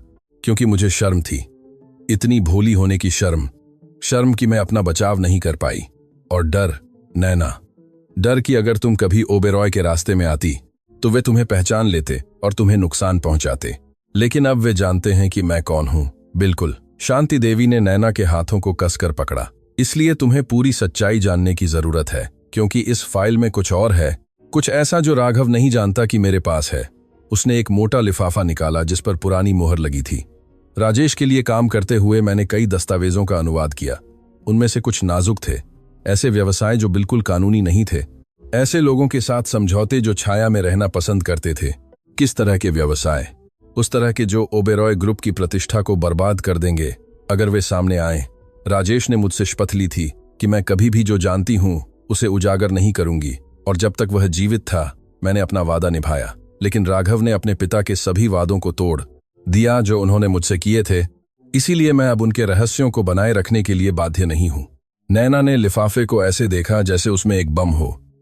एक अर्थ में यह था, दादी, क्या आपको यकीन है अगर राघव को पता चलता है कि आपके पास यह है? मुझे अब इस बात की परवाह नहीं है कि मेरे साथ क्या होता है नैना। मैं बूढ़ी हूं, मैं बीमार हूं, लेकिन तुम्हारी पूरी जिंदगी आगे है और मैं उस आदमी को तुमसे छीनने नहीं दूंगी जैसे उसने मेरी छीनी। नैना का फोन बज उठा, उस पल को बाधित करते हुए। यह एक अज्ञात नंबर था। उसने जवाब देने से पहले हिचकिचाई। नैना शर्मा, एक महिला आवाज, पेशेवर लेकिन गर्म। हाँ, कौन बोल रहा है? मेरा नाम रीना कपूर है। मैं राष्ट्रीय दैनिक की पत्रकार हूं। मैंने सुना कि कल रात स्वर्ण किरण में क्या हुआ। मैं आपसे बात करना चाहूंगी। नैना का दिल तेजी से धड़कने लगा। एक पत्रकार को इतनी जल्दी कैसे पता चला? उसे मेरा नंबर कैसे मिला? मेरे पास मेरे स्रोत हैं, लेकिन वह महत्वपूर्ण नहीं है। महत्वपूर्ण यह है कि मेरे पास राघव ओबेरॉय के बारे में जानकारी है जो मुझे लगता है कि आपको दिलचस्पी होगी, और मुझे लगता है कि आपके पास जानकारी है जिसमें मुझे दिलचस्पी है। क्या हम मिल सकते हैं? नैना ने अपनी दादी की ओर देखा, जिन्होंने पूरी बातचीत सुनी थी। शांति देवी ने धीरे धीरे सिर हिलाया। कहाँ और कब? कल सुबह सेंट्रल प्लाजा के पास आशा कैफे में, सुबह 10 बजे। और सुश्री शर्मा, अकेली आना और इस कॉल के बारे में किसी को मत बताना। संचार कट गया। नैना फोन को देखती रही। जो अभी अभी हुआ था उसे संसाधित कर रही थी। कौन था? शांति देवी ने पूछा। एक पत्रकार। वह कहती है कि उसके पास ओबेरॉय के बारे में जानकारी है। यह एक जाल हो सकता है, मैं जानती हूं, लेकिन यह हमारा एकमात्र मौका भी हो सकता है। उस रात नैना सो नहीं पाई। उसका दिमाग सवालों, डरों और संभावनाओं का एक बवंडर था। उसने अपनी दादी द्वारा दिए गए दस्तावेज पढ़े। हर पृष्ठ दशकों के भ्रष्टाचार, हेरफेर और क्रूरता की कहानी उजागर कर रहा था। लेकिन कागजात के बीच कुछ और था, कुछ ऐसा जिसका उसकी दादी ने सीधे जिक्र नहीं किया था। राजेश ओबेरॉय को संबोधित जर्मन में लिखा एक पत्र, एक यूरोपीय व्यापारिक भागीदार से। पत्र एक गुप्त समझौते, विदेशों में खातों में स्थानांतरित किए गए पैसे, खरीदे और बेचे गए राजनीतिक एहसानों के बारे में बात कर रहा था। नैना ने हर शब्द का अनुवाद किया, यह महसूस करते हुए कि पहेली आकार लेने लगी थी। ओबेरॉय ने अपना साम्राज्य केवल कड़ी मेहनत और व्यावसायिक कुशाग्रता से नहीं बनाया था। उन्होंने इसे झूठ, रिश्वत और अपनी दादी जैसे लोगों के शोषण पर बनाया था। अगली सुबह नैना पत्रकार से मिलने के लिए तैयार हुई। घर से निकलने से पहले उसकी दादी ने उसे रोका। यह अपने साथ ले जाओ। उसने उसे एक छोटा चांदी का पदक दिया। यह तुम्हारी मां का था, उसमें भी तुम्हारा साहस था। राधा की कम उम्र में मृत्यु हो गई, लेकिन वह बिना डर के जीती थी। मैं चाहती हूं कि तुम आज यह याद रखो। नैना ने अपनी दादी को कसकर गले लगाया। उनके शरीर की कमजोरी को महसूस करते हुए, लेकिन उनकी आत्मा की मजबूती को भी। मैं जल्दी वापस आऊंगी दादी, मैं वादा करती हूं। मैं जानती हूं तुम करोगी मेरी बच्ची, लेकिन अगर कुछ गलत होता है तो मैं चाहती हूं कि तुम जानो कि मुझे तुम पर गर्व है। मैं हमेशा से थी, जिस दिन तुम पैदा हुई थी। आशा कैफे शहर के एक शांत कोने में एक मामूली जगह थी। छोटी मेजें, पुरानी तस्वीरों से सजी दीवारें, ताजी बनी कॉफी की खुशबू हवा में तैर रही थी। नैना निर्धारित समय से 10 मिनट पहले पहुंची और एक कोने में एक मेज चुनी जहां से वह प्रवेश द्वार देख सकती थी। रीना कपूर समय पर पहुंची। वह लगभग 40 साल की एक महिला थी, जिसके काले बाल एक व्यावहारिक बन में बंधे हुए थे और आंखें ऐसी थीं जो अपने आसपास हर चीज का विश्लेषण करती हुई लगती थीं। उसने सादे लेकिन पेशेवर कपड़े पहने थे और उपयोग से घिसा हुआ एक चमड़े का ब्रीफकेस लिए हुए थी। सुश्री शर्मा, वह बिना किसी भूमिका के नैना के सामने बैठ गई। आने के लिए धन्यवाद। कुछ भी बात करने से पहले मुझे यह जानने की जरूरत है कि आपको क्या हुआ, इसकी जानकारी कैसे मिली। रीना थोड़ी मुस्कुराई। मेरे पास स्वर्ण किरण के अंदर एक स्रोत है, कोई ऐसा जिसने उस रात जो कुछ भी हुआ वह सब देखा और जो यह देखकर बहुत थक गया है कि ओबेरॉय लोगों के साथ कैसा व्यवहार करते हैं। कौन? मैं उसे उजागर नहीं कर सकती, स्रोतों की सुरक्षा। लेकिन मैं आपको यह बता सकती हूं कि यह पहली बार नहीं है जब राघव ओबेरॉय ने कर्मचारियों को इस तरह अपमानित किया है, और यह पहली बार भी नहीं है जब उसने किसी ऐसे व्यक्ति की जिंदगी को बर्बाद किया है जिसने उसे चुनौती देने की हिम्मत की। रीना ने अपना ब्रीफकेस खोला और एक फाइल निकाली। मैं 3 साल से ओबेरॉय ग्रुप की जांच कर रही हूं। मेरे पास अन्यायपूर्ण तरीके से निकाले गए पूर्व कर्मचारियों के बयान हैं, अवैध रणनीति से बर्बाद हुए प्रतिद्वंद्वियों के बयान हैं, उनके व्यवसायों का पक्ष लेने के लिए रिश्वत दिए गए सरकारी अधिकारियों के बयान हैं। लेकिन मैं कभी कुछ भी प्रकाशित नहीं कर पाई, क्योंकि हर बार जब मैं बहुत करीब पहुंचती हूं तो कोई मुझे धमकी देता है या मेरे स्रोत गायब हो जाते हैं। गायब हो जाते हैं, शाब्दिक रूप से नहीं, लेकिन वे अचानक अपना मन बदल लेते हैं, शहर छोड़ देते हैं, तय करते हैं कि वे अब बात नहीं करना चाहते। ओबेरॉय की शक्ति बहुत दूर तक पहुंचती है सुश्री शर्मा, आपकी कल्पना से भी ज्यादा दूर। नैना ने उन दस्तावेजों के बारे में सोचा जो उसकी दादी ने उसे दिए थे, पत्रों, अनुबंधों, दशकों के रहस्यों के बारे में। आप मुझे क्यों खोज रही हैं? क्योंकि आपने कुछ ऐसा किया जो किसी और ने नहीं किया। आपने उसे सार्वजनिक रूप से सामना किया, और केवल इतना ही नहीं, आपने उसे उसकी अपनी भाषा में सामना किया, शाब्दिक रूप से। यह आपको एक प्रतीक बनाता है, और प्रतीक शक्तिशाली होते हैं। मैं एक प्रतीक नहीं बनना चाहती, मैं बस अपने परिवार की रक्षा करना चाहती हूं। मैं यह समझती हूं, लेकिन कभी कभी अपने परिवार की रक्षा करने का सबसे अच्छा तरीका उन लोगों को बेनकाब करना होता है जो हमें धमकी देते हैं। रीना आगे झुकी।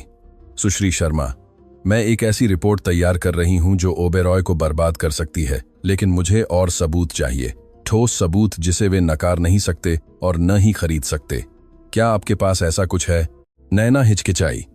एक अजनबी पर भरोसा करना खतरनाक था, लेकिन ओबेरॉय के खिलाफ अकेले जाना आत्महत्या था। मेरे पास दस्तावेज हैं, उसने अंततः कहा। दस्तावेज जो मेरी दादी ने दशकों तक रखे, अनुबंध, पत्र, समझौते जो अवैध गतिविधियों को साबित करते हैं। रीना की आंखें रुचि से चमक उठीं। किस तरह की गतिविधियां? रिश्वत, कर चोरी, उन लोगों के साथ समझौते जो कानून के दायरे से बाहर काम करते थे। मेरी दादी द्वारा अनुवादित और दस्तावेजित सब कुछ, जब वह राजेश ओबेरॉय के लिए काम करती थी। आपकी दादी ने 5 साल तक ओबेरॉय के लिए काम किया, और जब राजेश की मृत्यु हुई तो राघव ने उनसे वह सब कुछ छीन लिया जो कानूनी रूप से उनका था। रीना अपनी कुर्सी पर पीछे की ओर झुक गई, जानकारी को संसाधित कर रही थी। यह मेरी सोच से कहीं ज्यादा बड़ा है, बहुत ज्यादा बड़ा। कुछ और भी है। नैना ने गहरी सांस ली। राघव कल्याण अस्पताल खरीदने की योजना बना रहा है। वह उन विभागों को बंद करना चाहता है जो साधनहीन रोगियों की देखभाल करते हैं। मेरी दादी का इलाज वहीं होता है। क्या आपके पास इसका कोई सबूत है? मैंने इसे सीधे उसके मुंह से जर्मन में सुना। उसने सोचा कि कोई नहीं समझता। रीना ने अपने ब्रीफकेस से एक रिकॉर्डर निकाला। क्या आप एक रिकॉर्डेड गवाही देने को तैयार होंगी? वह सब कुछ बताने के लिए जो आप जानती हैं, जिसमें आपकी दादी की बात भी शामिल है। नैना ने शांति देवी के बारे में सोचा, उनकी थकी हुई लेकिन गर्वित मुस्कान के बारे में, दशकों की खामोशी के बारे में जो उन्होंने सहन की थी, अंततः न्याय पाने के अवसर के बारे में। हाँ, मैं तैयार हूं। अगले 2 घंटों तक नैना ने सब कुछ बताया। रेस्तरां में रात, जर्मन में अपमान, ओबेरॉय ग्रुप के कार्यालयों में बैठक, ब्लैकमेल, धमकियां और फिर उसने अपनी दादी की कहानी बताई। हर शब्द आत्मा से एक वजन हटाने जैसा था। जब उसने समाप्त किया तो रीना ने रिकॉर्डर को गंभीर लेकिन आशावादी भाव के साथ रख दिया। यह शुरुआत करने के लिए पर्याप्त है, लेकिन मुझे वे मूल दस्तावेज देखने की जरूरत है। क्या आप उन्हें मेरे लिए प्राप्त कर सकती हैं? मुझे अपनी दादी से बात करनी होगी। वे उनके हैं, मेरे नहीं। मैं समझती हूं, लेकिन इसे जल्द ही करो। ओबेरॉय चुप नहीं बैठेंगे। अगर उन्हें पता चलता है कि हम साथ काम कर रहे हैं तो वे हमें रोकने की कोशिश करेंगे। नैना ने सिर हिलाया, जाने के लिए खड़ी हो गई, लेकिन इससे पहले कि वह एक कदम भी उठा पाती, रीना ने उसे रोका। एक और बात, सुश्री शर्मा, कल रात मुझे एक अनाम कॉल आया। किसी ने मुझे चेतावनी दी कि मैं आपसे सावधान रहूं, कि आप खतरनाक हैं, अस्थिर हैं, कि आपके कहे किसी भी बात पर भरोसा नहीं किया जा सकता। नैना का पेट मरुड़ गया। किसने फोन किया? उसने नाम नहीं बताया, लेकिन मैंने नंबर पहचान लिया। यह रोहन ओबेरॉय का व्यक्तिगत सेल फोन था। तो यह वही था। रोहन वही था जिसने रेस्तरां की रात धमकी भरा संदेश भेजा था। रोहन उसे बदनाम करने की कोशिश कर रहा था इससे पहले कि वह अपना बचाव कर पाती। और आपने फिर भी मुझसे मिलने का फैसला क्यों किया? रीना मुस्कुराई। क्योंकि मेरे अनुभव में जब रोहन ओबेरॉय जैसा कोई व्यक्ति किसी व्यक्ति की प्रतिष्ठा को जानने से पहले ही बर्बाद करने की कोशिश करता है, तो इसका मतलब है कि उस व्यक्ति के पास कुछ ऐसा है जिससे वे डरते हैं। और मैं जानना चाहती हूं कि वह क्या है। नैना आशा और आतंक के मिश्रण के साथ कैफे से बाहर निकली। उसके पास एक सहयोगी था, उसके पास एक योजना थी, लेकिन उसके पास शक्तिशाली दुश्मन भी थे जो उसे चुप करने के लिए कुछ भी करने को तैयार थे। जैसे ही वह बस स्टॉप की ओर चली, उसका फोन एक टेक्स्ट संदेश के साथ कंपन किया। यह शेफ अशोक का था। नैना, मुझे तुमसे तुरंत मिलना है। मुझे ओबेरॉय के बारे में कुछ पता चला है जो तुम्हें जानना चाहिए। यह तुम्हारी दादी के बारे में है। कृपया रात 11 बजे के बाद रेस्तरां आना। जब वह बंद हो जाए, पीछे के दरवाजे से अंदर आना। यह महत्वपूर्ण है। नैना ने संदेश को 3 बार पढ़ा। अशोक को अपनी दादी के बारे में क्या पता हो सकता था? इतनी तात्कालिकता और रहस्य क्यों? कुछ ठीक नहीं था, लेकिन साथ ही अशोक हमेशा उसके प्रति दयालु रहा था। उसने हमेशा उसकी रक्षा की थी। वह उस पर भरोसा कर सकती थी। क्या वह किसी पर भरोसा कर सकती थी? नैना को नहीं पता था कि उसी क्षण ओबेरॉय ग्रुप के कार्यालयों में राघव उस जांच की रिपोर्ट प्राप्त कर रहा था जिसे उसने आदेश दिया था। और उस रिपोर्ट में जो कुछ भी था, वह न केवल यह बताता था कि नैना शर्मा वास्तव में कौन थी, वह एक रहस्य उजागर करता था जिसने दोनों परिवारों को इस तरह से जोड़ा था जिसकी किसी ने कल्पना भी नहीं की होगी। एक रहस्य जो अगर सामने आता तो प्रतिष्ठा से कहीं ज्यादा जिंदगी बर्बाद कर देता। घड़ी में रात के 10:40 बज रहे थे जब नैना स्वर्ण किरण से 2 ब्लॉक दूर बस से उतरी। सड़कें लगभग खाली थीं, केवल लालटेन की रोशनी से जगमगा रही थीं, जो गीले फुटपाथ पर लंबी छायाएं डाल रही थीं। शाम को बारिश हुई थी और हवा में अभी भी गीली मिट्टी और डामर की गंध थी। रेस्तरां की ओर बढ़ता हर कदम उसके सीने में बेचैनी बढ़ा रहा था। अशोक का संदेश उसके सिर में गूंज रहा था। उसे अपनी दादी के बारे में क्या पता हो सकता था? इतना रहस्य क्यों? बंद होने के बाद चुपचाप क्यों मिलना? घर से निकलने से पहले नैना हिचकिचाई थी। शांति देवी ने उसकी बेचैनी देखी। तुम इस समय कहाँ जा रही हो? मेरी बच्ची, अशोक ने मुझसे मिलने के लिए कहा है। वह कहता है कि उसके पास महत्वपूर्ण जानकारी है। शेफ, शांति देवी ने माथे पर बल डाला। और वह तुम्हें फोन पर क्यों नहीं बता सकता? मुझे नहीं पता दादी, लेकिन अशोक हमेशा मेरे लिए अच्छा रहा है। मैं उस पर भरोसा करती हूं। शांति देवी ने उसे उन आंखों से देखा जो शब्दों से परे देखने लगती थीं। सावधान रहना नैना, युद्ध के समय में दोस्त भी अनजाने में दुश्मन बन सकते हैं। नैना ने सतर्क रहने का वादा किया था, लेकिन अब रेस्तरां के पीछे के दरवाजे की ओर जाने वाली गली के सामने खड़ी उसकी दादी के शब्द एक चेतावनी की तरह गूंज रहे थे, जिसे शायद उसे ज्यादा ध्यान से सुनना चाहिए था। गली अंधेरी थी।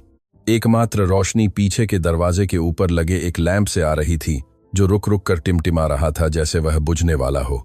नैना धीरे धीरे चली। उसकी इंद्रियां सतर्क थीं, उसका दिल तेजी से धड़क रहा था। दरवाजा आधा खुला था। अशोक, उसने धीरे से पुकारा। दरवाजे को सावधानी से धकेला। रसोई अंधेरी थी। स्टेनलेस स्टील की सतहें आपातकालीन प्रकाश में मंद चमक रही थीं, जो हमेशा चालू रहती थी। सब कुछ शांत था, बहुत ज्यादा शांत। अशोक, क्या तुम यहां हो? उसके दाहिनी ओर एक शोर ने उसे तेजी से घुमाया। परछाइयों से एक आकृति उभरी, लेकिन वह अशोक नहीं था, वह रोहन ओबेरॉय था। नैना का दिल एक सेकंड के लिए रुक गया, इससे पहले कि वह अनियंत्रित रूप से तेजी से धड़कने लगा। वह स्वाभाविक रूप से पीछे हट गई, लेकिन एक और आकृति उसके पीछे दिखाई दी, जिसने बाहर निकलने का रास्ता रोक दिया। राघव ओबेरॉय। शुभ संध्या, सुश्री शर्मा। राघव की आवाज नरम थी, लगभग दयालु, जो इसे और भी डरावना बना रही थी। हमारे निमंत्रण को स्वीकार करने के लिए आपकी कितनी दयालुता। अशोक कहाँ है? नैना मुश्किल से पूछ पाई। उसकी आवाज शांत रहने की कोशिशों के बावजूद कांप रही थी। शेफ, रोहन ने एक अपमानजनक हंसी दी। वह अपने घर में आराम से सो रहा है। उसे नहीं पता कि हमने उसे यहां लाने के लिए उसके नाम का इस्तेमाल किया है। संदेश शुरू से ही एक जाल था। नैना को यह महसूस करके उल्टी आने लगी कि वह कितनी आसानी से फंस गई थी। आप मुझसे क्या चाहते हैं? राघव धीरे धीरे उसकी ओर चला। उसके जूते रसोई के फर्श पर हर कदम के साथ गूंज रहे थे।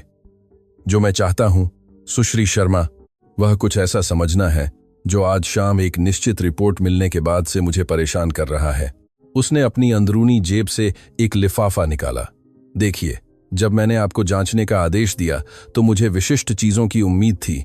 कर्ज, पारिवारिक समस्याएं, शायद कोई शर्मनाक रहस्य जिसका मैं आप पर दबाव डालने के लिए उपयोग कर सकूं, लेकिन मुझे जो मिला वह कहीं ज्यादा दिलचस्प था। उसने लिफाफा खोला और कई दस्तावेज निकाले। क्या आपको पता था कि आपकी मां, राधा शर्मा, ने कई साल पहले संक्षेप में मेरे पिता के लिए काम किया था, आपके जन्म से पहले? नैना को लगा जैसे जमीन उसके पैरों तले हिल गई हो। उसकी मां के बारे में उसे कभी ज्यादा जानकारी नहीं थी। शांति देवी राधा के बारे में शायद ही कभी बात करती थीं, और जब करती थीं तो इतनी गहरी उदासी के साथ कि नैना ने पूछना बंद कर दिया था। मुझे नहीं पता कि आप क्या कह रहे हैं। बेशक नहीं, क्योंकि आपकी दादी ने उस कहानी के हिस्से को मिटाने का ध्यान रखा। राघव ने ठंडी मुस्कान दी। आपकी मां सुंदर थी, रिकॉर्ड के अनुसार बुद्धिमान भी। मेरे पिता ने उसे अपनी निजी सहायक के रूप में काम पर रखा था जब वह मुश्किल से 19 साल की थी। शांति देवी तब भी हमारे लिए दस्तावेजों का अनुवाद करती थीं। मुझे लगता है कि उन्होंने ही अपनी बेटी की सिफारिश की होगी।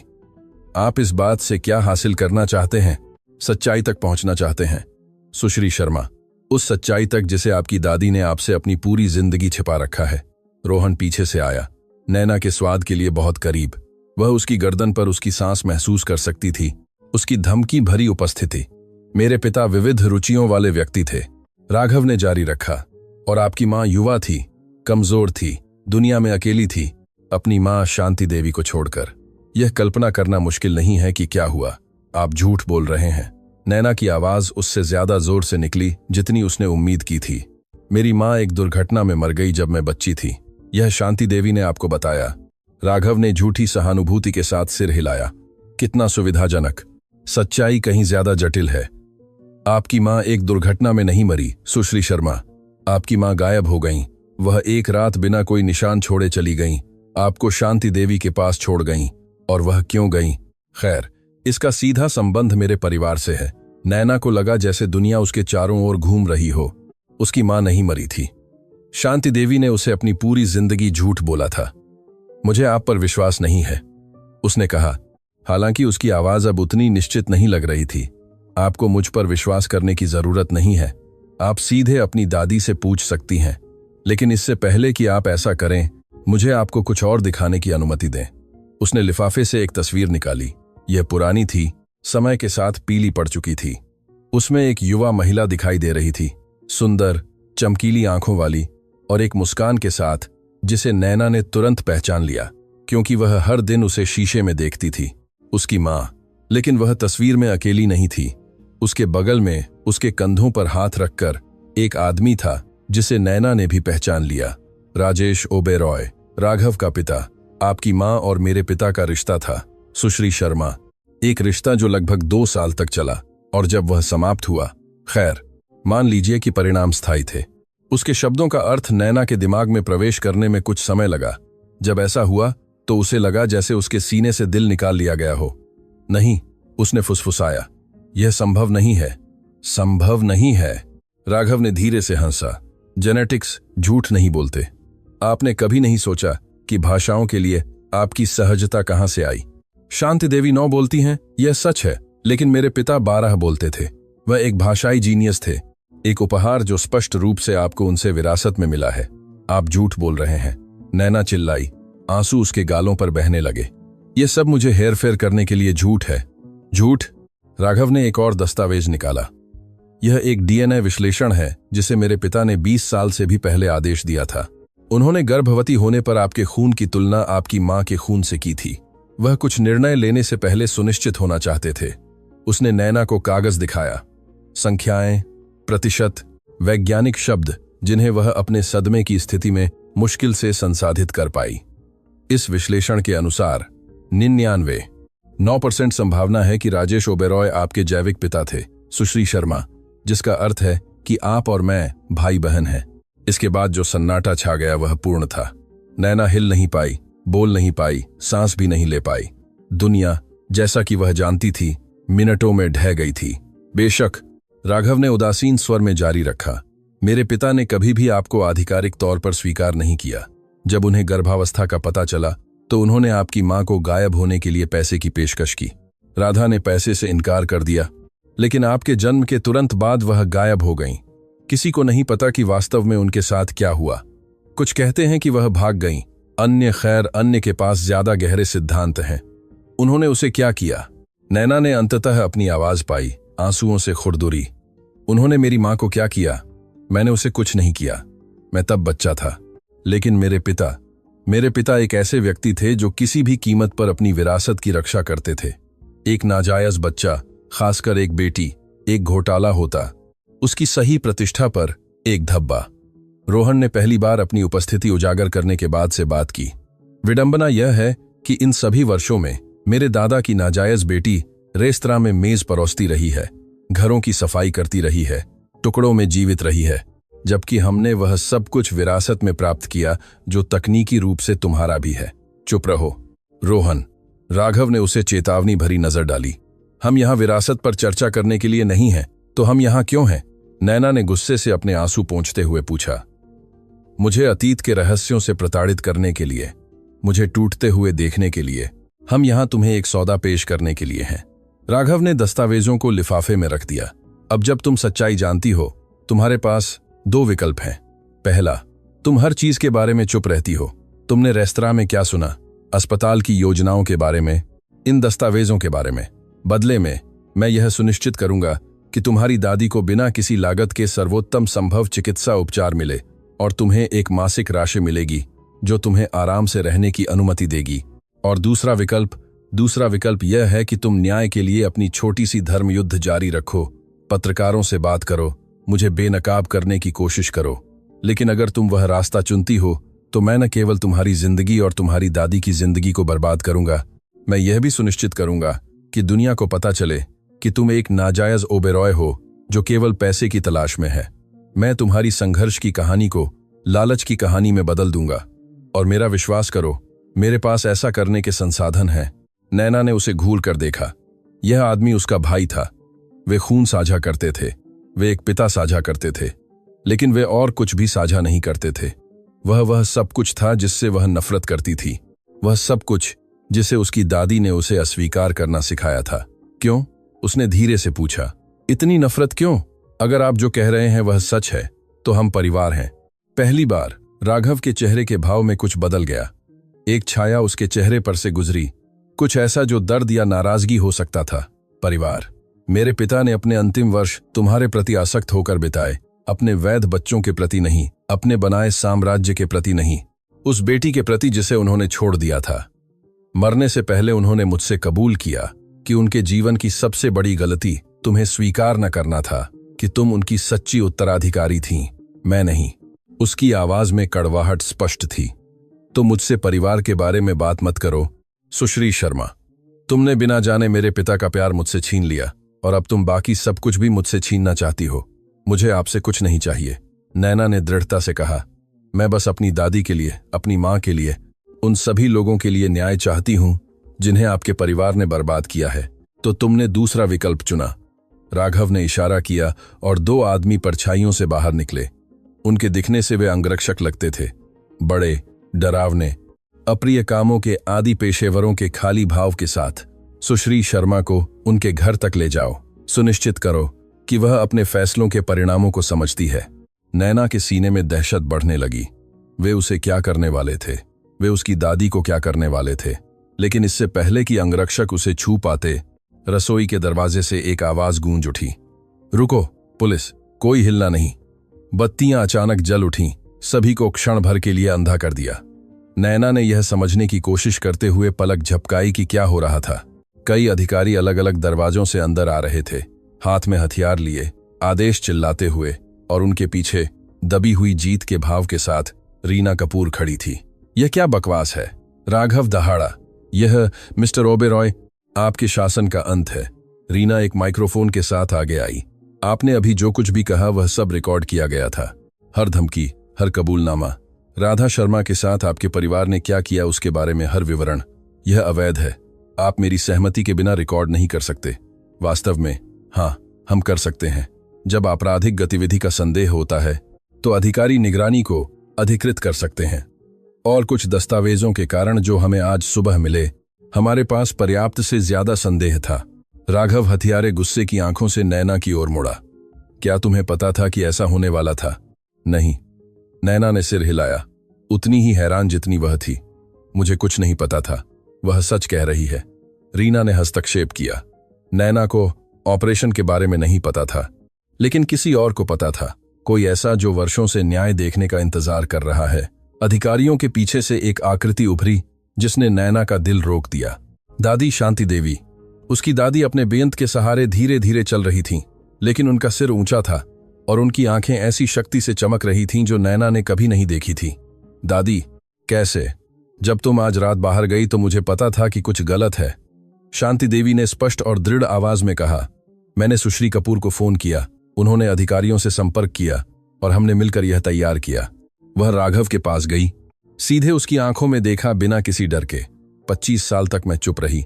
25 साल तक मैंने अपने पिता की वजह से अपनी बेटी को खोने के दर्द को सहा, लेकिन आज रात मैंने वह सब कुछ सुना जो तुमने कहा और अब दुनिया भी सुनेगी। राघव ओबेरॉय अपनी जिंदगी। मैं पहली बार निशब्द था। अधिकारियों ने उसे हथकड़ी लगाना शुरू कर दिया जबकि वह वकीलों और मुकदमों के बारे में चिल्ला रहा था। रोहन भागने की कोशिश कर रहा था, लेकिन दरवाजे तक पहुंचने से पहले ही उसे रोक दिया गया। नैना अपनी दादी की ओर दौड़ी, उन्हें कसकर गले लगा लिया। दादी, क्या यह सब सच है जो उन्होंने मेरी मां के बारे में कहा? राजेश के बारे में? शांति देवी ने उसे पकड़े रखा, आंसू उनके झुर्रेदार गालों पर बह रहे थे। यह सच है मेरी बच्ची, सब कुछ सच है। और अब समय आ गया है कि तुम पूरी कहानी जानो। बाहर और ज्यादा गश्त की गाड़ियां सायरन बजाते हुए रात को रोशन कर रही थीं। अंदर 2 महिलाएं गले मिल रही थीं, जबकि दशकों के रहस्य अंततः सामने आ रहे थे। लड़ाई खत्म नहीं हुई थी, यह अभी शुरू हुई थी। लेकिन पहली बार नैना को लगा कि वह अकेली नहीं है और यही सब कुछ बदल देता है। केंद्रीय पुलिस थाना एक पुरानी इमारत थी जिसमें ठंडी कॉफी और पुराने कागजात की गंध आती थी। नैना अपनी दादी के बगल में एक प्रतीक्षालय में बैठी थी। दोनों को किसी दयालु अधिकारी द्वारा दी गई चादरों में लपेटा हुआ था। बाहर भोर आकाश को गुलाबी और नारंगी रंगों से रंगना शुरू कर रही थी, लेकिन दोनों में से कोई भी नहीं सोया था। रीना कपूर ने पिछले कुछ घंटे बयान देने, सबूत सौंपने, उन अभियोजकों के साथ समन्वय करने में बिताए थे जो मामले की गंभीरता का पता चलने पर तुरंत आ गए थे। राघव और रोहन ओबेरॉय अलग अलग कोठरियों में थे। उनके वकील पहले ही जमानत पर उनकी रिहाई के लिए तेजी से काम कर रहे थे, लेकिन अभी के लिए वे सलाखों के पीछे थे और यही काफी था। दादी, नैना ने आखिरकार घंटों से छाई खामोशी तोड़ी। मुझे अपनी मां के बारे में, राजेश के बारे में, वास्तव में क्या हुआ था, सब कुछ जानना है। शांति देवी ने एक पल के लिए अपनी आंखें बंद कर लीं, जैसे वह अपनी आत्मा की गहराई से ताकत इकट्ठा कर रही हों। जब उन्होंने अपनी आंखें खोली तो उनमें दर्द और राहत का मिश्रण था जो नैना ने कभी नहीं देखा था। तुम्हारी मां मेरी जिंदगी की रोशनी थी नैना। राधा शर्मा की तुम्हारी जैसी ही मुस्कान थी, तुम्हारी जैसी ही दृढ़ता थी, तुम्हारी जैसी ही आंतरिक अग्नि थी। जब मैं उसे देखती थी तो मुझे वह सब कुछ अच्छा लगता था जो दुनिया पेश कर सकती थी। उनकी आवाज कांप गई, लेकिन उन्होंने जारी रखा। मैं 3 साल से ओबेरॉय के लिए काम कर रही थी जब राधा 19 साल की हुई। उसे नौकरी की जरूरत थी और मैंने सोचा कि अगर वह मेरे साथ काम करेगी तो मैं उसकी रक्षा कर सकती हूं। मैं कितनी गलत थी। नैना ने अपनी दादी का हाथ पकड़ा, झुर्रेदार त्वचा के नीचे कमजोर हड्डियों को महसूस किया। राजेश ने उसे पहले दिन से ही नोटिस कर लिया था। उसे नोटिस न करना असंभव था। राधा में किसी भी कमरे को रोशन करने की क्षमता थी जहां वह प्रवेश करती थी। शुरू में मैंने सोचा कि उसकी नजरें केवल एक नियोक्ता की नई कर्मचारी के प्रति दयालुता थी, लेकिन जल्द ही मुझे एहसास हुआ कि यह कुछ और था। वह उससे प्यार करती थी। शांति देवी ने गहरी सांस ली। राधा को लगता था कि वह उससे प्यार करती है और शायद अपने विकृत तरीके से राजेश भी उससे प्यार करता था। लेकिन उसके जैसे पुरुषों का प्यार हमेशा शर्तों, सीमाओं, रहस्यों के साथ आता है। वह खिड़की की ओर देखती हुई रुक गईं, जहां उगता सूरज सुनहरी रोशनी बिखेरना शुरू कर रहा था।